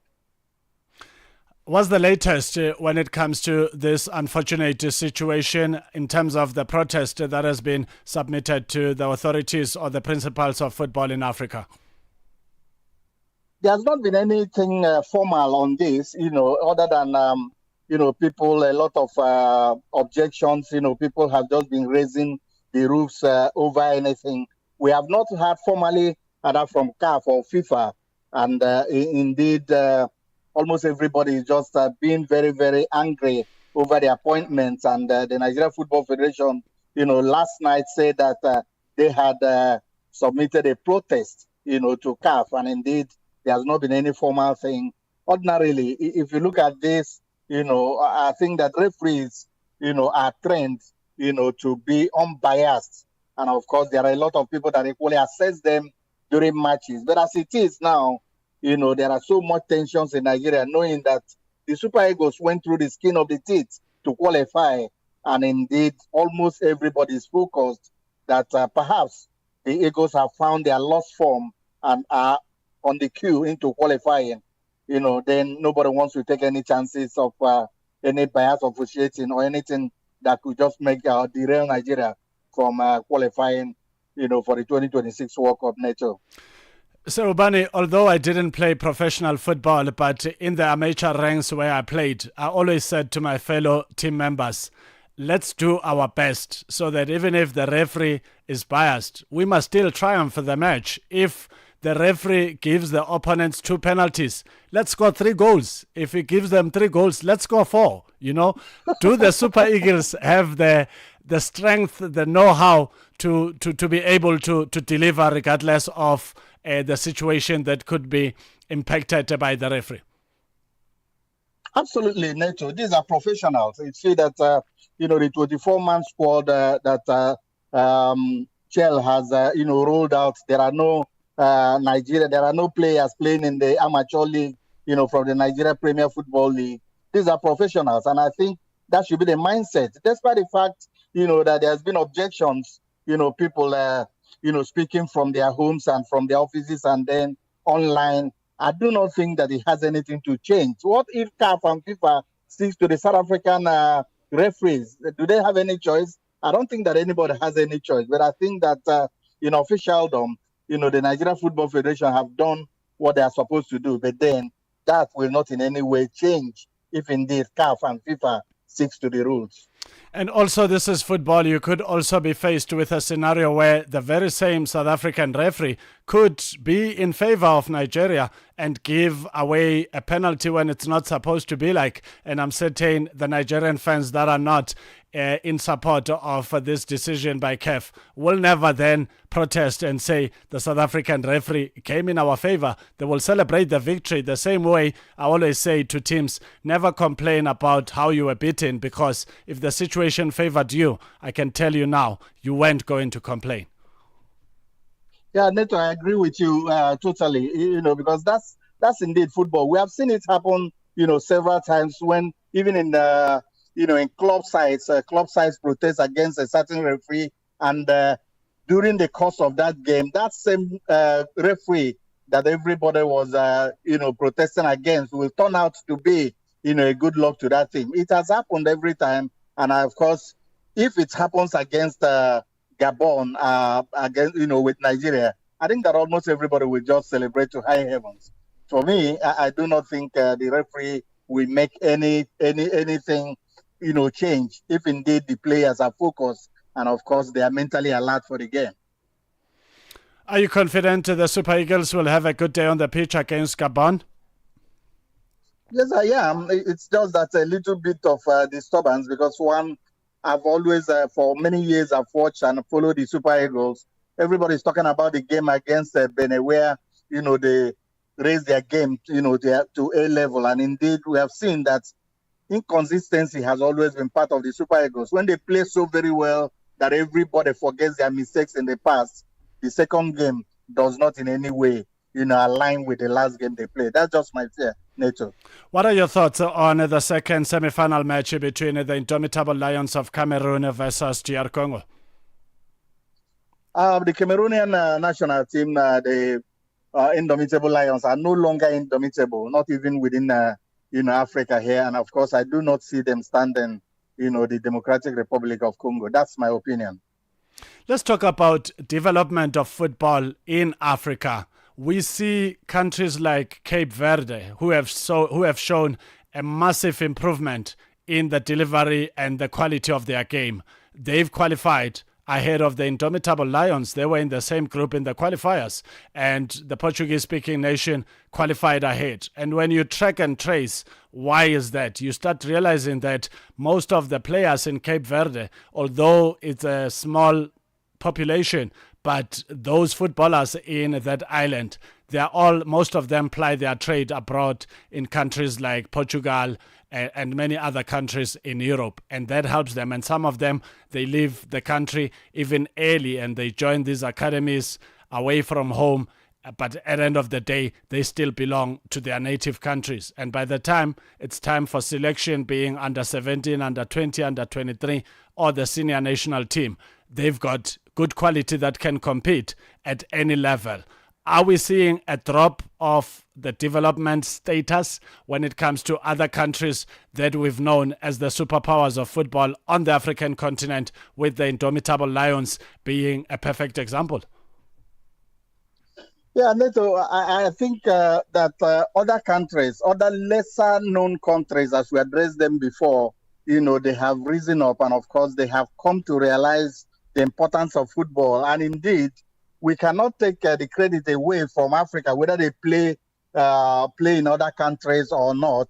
I think that the development of African football has caught up with almost every country now. There is no clear-cut difference between Nigeria and Republic of Benin, as it were in the past. And of course, one cannot in any way now describe Nigeria as a powerhouse of football, because the margin has really narrowed, that even smaller countries like Lesotho, something that was unheard of, that anytime so countries or any other country is playing Nigeria now, the heartbeat, gets to the zenith, because nobody is really sure what will happen. That's to say that indeed African football has developed, notwithstanding the fact that so many of these African players are plying their trades outside Nigeria, but outside their countries. But I think the most important thing is that whether you play abroad, since you are an African and of course you identify with your country, I think that African football has increased. And also credit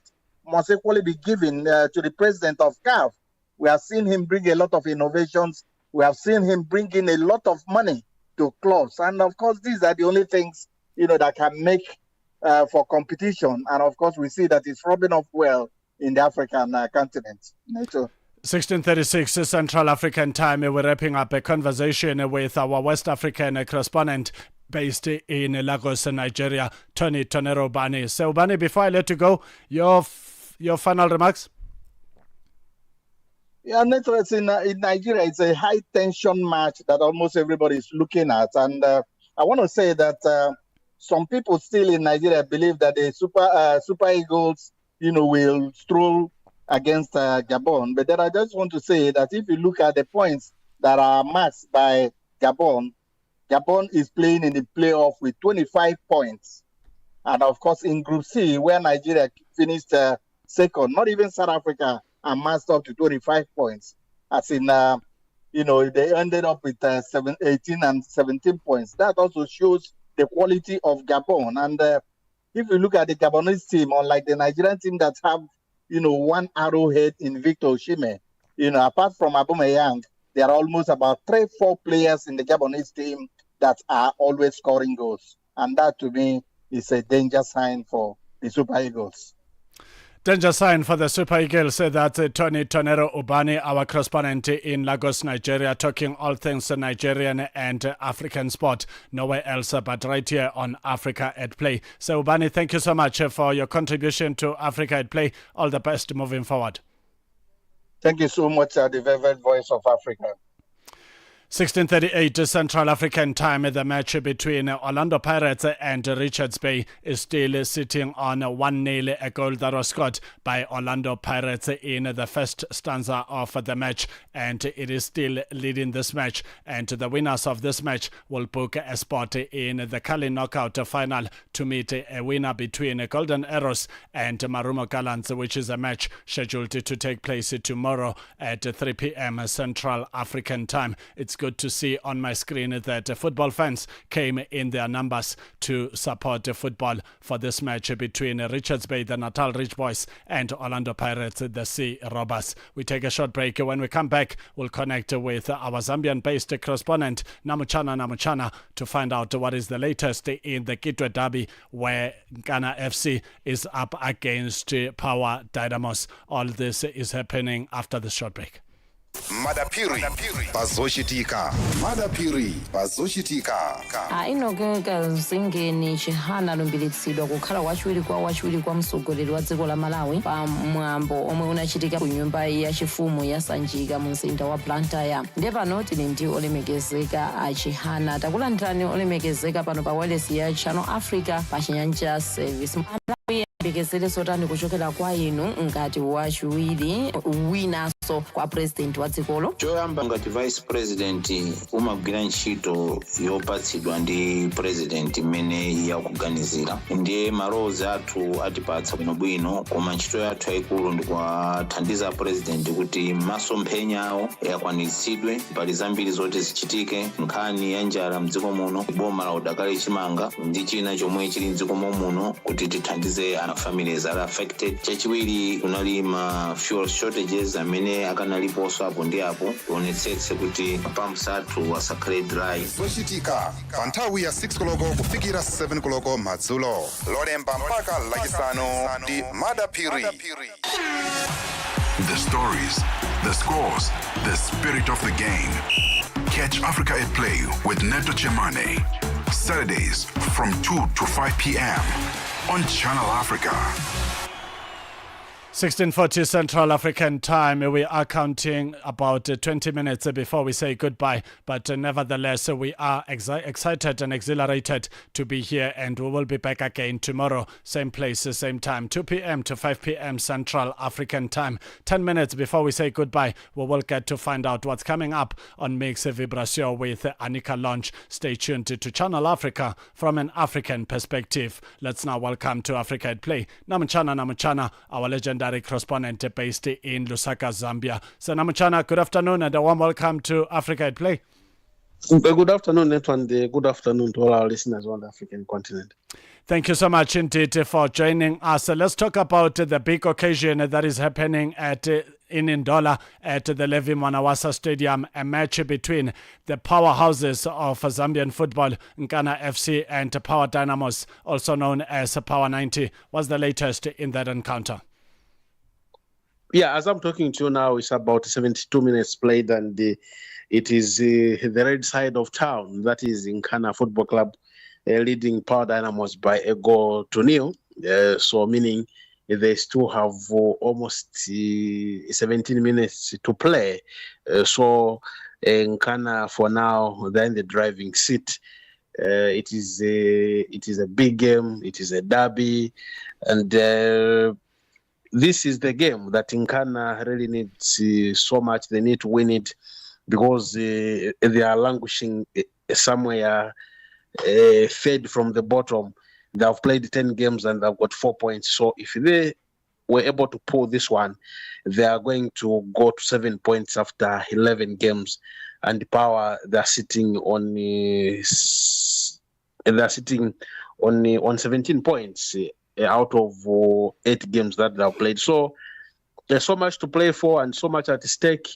It's all about bragging rights, and we wait to see how this one will pan out. And remember, Neto, whenever the two clubs play, it is the grass that has always suffered. And in the last 33 games that the two have met, Nkana have only beaten Power Dynamos 10 times, and Power has won 16 times. They've drawn 7 times each, and Nkana has lost 16 times, Power 10 times. So you can see that Power Dynamos, they have that slight edge over their town rivals. But if it were to stay like this until the 90th minute, it means Nkana will rocket it around today. Power Dynamos have more power against Nkana FC, their arch rivals, having won more matches out of the head-to-head clashes, and they are currently leading today's match, which is an important victory for them if it does end like that, so that they can go up the ladder of the Zambian Super League. Let's also talk about the Levi Mwanawasa Stadium. I've observed that the Levi Mwanawasa Stadium is overutilized, hosting a whole lot of matches, league matches of the Zambian Super League, but also the CAF competitions, the national team. Most matches are taking place there. What is the story with the renovations that are supposed to be taking place at the National Hero Stadium in Lusaka, Zambia, to offload some of these high caliber matches to be played in Lusaka and not have many matches going to Ndola? Yeah, the renovations at the Heroes Stadium here in Lusaka, they are ongoing, but they are moving at a snail pace. The pace is very slow. We don't know what is happening. The last time the Ministry of Sports, through the Permanent Secretary Kangwa Chileshe, did inform this country that what was just needed was a laying of the new artificial turf at the Heroes Stadium. But 1 year on, we haven't seen that artificial turf being laid. We have been treated to story after story. So we don't really know what is going on with the renovations at Heroes Stadium. At some point, Neto, we were told that the government of the Republic of Zambia. Mr. Namachana? It looks like we're having a challenge with that line from Namuchana, all the way from Lusaka, Zambia, talking about all things Zambian sport. So Namuchana, are you back? If yes, do continue, please. Yeah, I'm back, Neto. Yeah, the issues to do with network here. Yeah. So what I was saying was The issues to do with the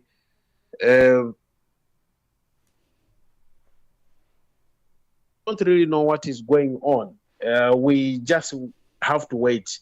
We don't know how long it will take. What we were told is that they're just going to lay the new artificial turf, but we keep on seeing goalposts being changed. This time they'll tell us this, the other time they'll give us a new story.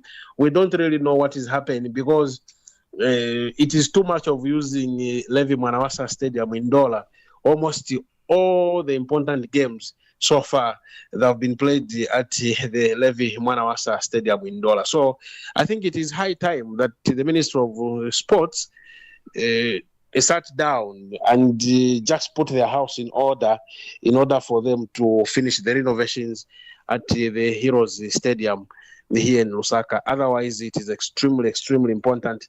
Neto, you are aware that the Heroes Stadium here in Lusaka has got the seating capacity of 60,000 as compared to Levi Mwanawasa's 49,800 capacity. So, Namachana? We're battling with that line from Namachana all the way from Lusaka, Zambia, who's talking about the situation in Zambia when it comes to facilities and infrastructure, particularly the stadiums for football matches not to be played in one venue, which then becomes overutilized while the other venue was supposed to be renovated. But from what Mr. Namuchana has communicated, very little is happening at the National Hero Stadium in Lusaka, Zambia, something that needs to be challenged with the sport ministry and the relevant principals of football in Zambia. Yes, please do wrap up, Mr. Namuchana. Hello. Yes, I can hear you, my good sir. You can wrap up.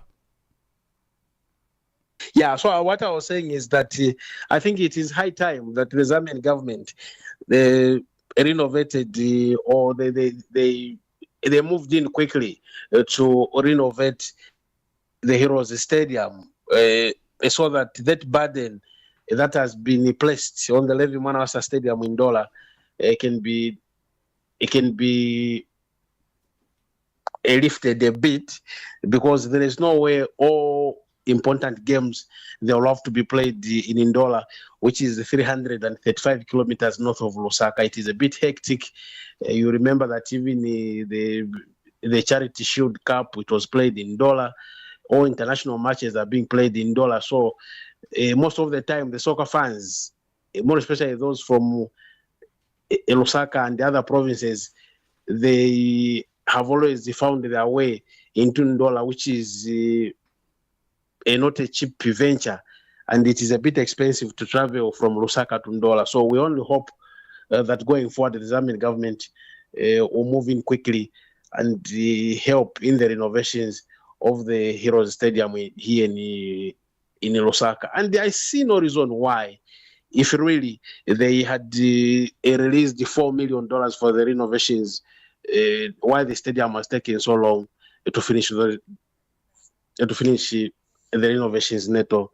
But we only hope to see good things. As you are aware, that it is so disheartening that a country like Zambia, which is known to be a footballing nation, can rely on one stadium only, which is very, very unfortunate, Neto.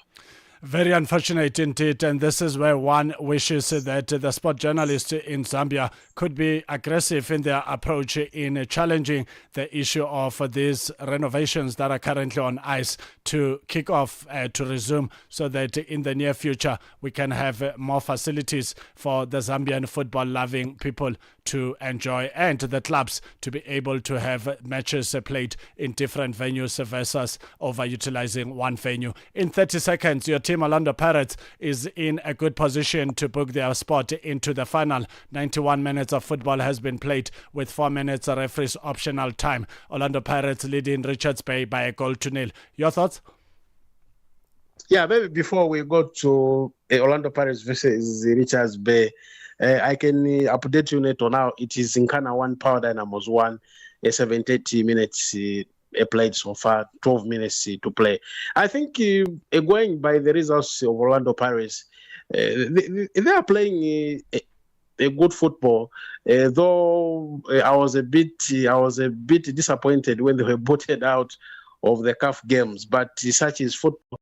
I only hope they are going to do better when it comes to the league there, and I don't see them struggling with today's opponents.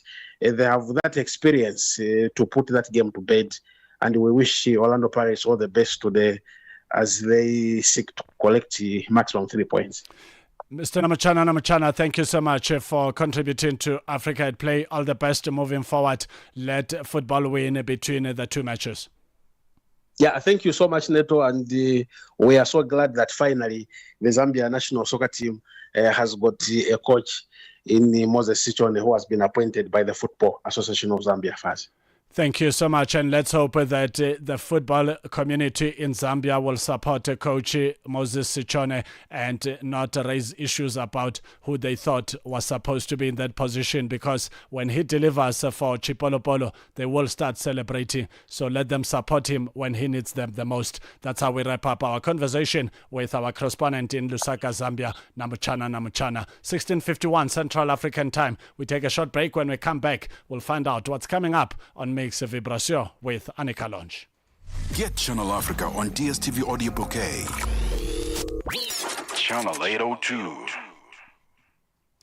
16:52 Central African Time. The match between Orlando Pirates and Richards Bay FC will end in any moment from now on. 94 minutes of football has been played. The referee's optional time is 4 minutes. 90 regulation time plus 4 minutes gives you a total of 94. Orlando Pirates leading by a goal to nil, and they might just book a ticket to the final any moment from now on. I see Coach Abdeslam Ouadou of Orlando Pirates looking at his clock, saying it's time for the referee to blow his final whistle. Annika Launch, Mix Vibration coming up after Africa at Play says goodbye. Bonjour. What can we expect? Bonjour Neto, bonjour à tous les auditeurs de Channel Africa et bon week-end. J'espère que vous passez un excellent week-end partout où vous êtes. En tout cas, vous allez maintenant le passer avec Mix Vibration, compagnie de Mix Vibration. Aujourd'hui, ça sera de la musique 100% africaine. Nous allons vibrer, nous allons bouger au rythme et au son. Vous savez comment ça se passe sur Mix Vibration, n'est-ce pas? Alors, relaxez.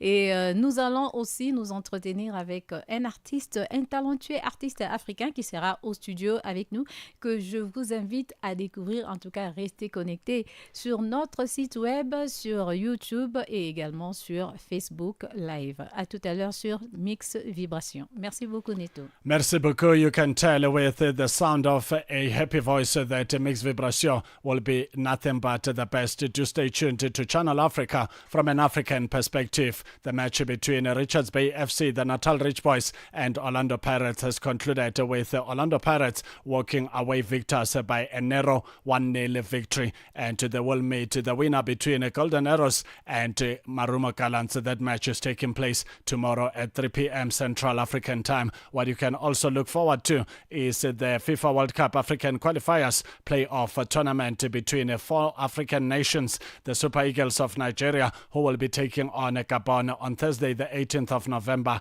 at 1800 Central African Time, and it will be followed by another semi-final match between the Indomitable Lions of Cameroon up against the Democratic Republic of Congo at 9 p.m. Central African Time. It's time for us to say goodbye. Worry not, we are back again tomorrow. Same place, same time, 2 p.m. to 5 p.m. Central African Time. My name is Neto, Neto Chemane. Hosiati, Konyangazi, Mumka, Japandle Gonjani, Moyane, Vugu Dendele. Thank you to our social media guru, Dumiselema, and our audiovisual streaming specialist, Tabang Tsahane. Not forgetting our technical operator, that is Tidimalo, Tito Fabulous Macau, my producer, Babazile Prudence Makubalo.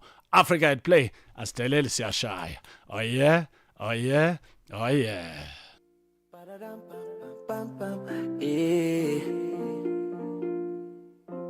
It's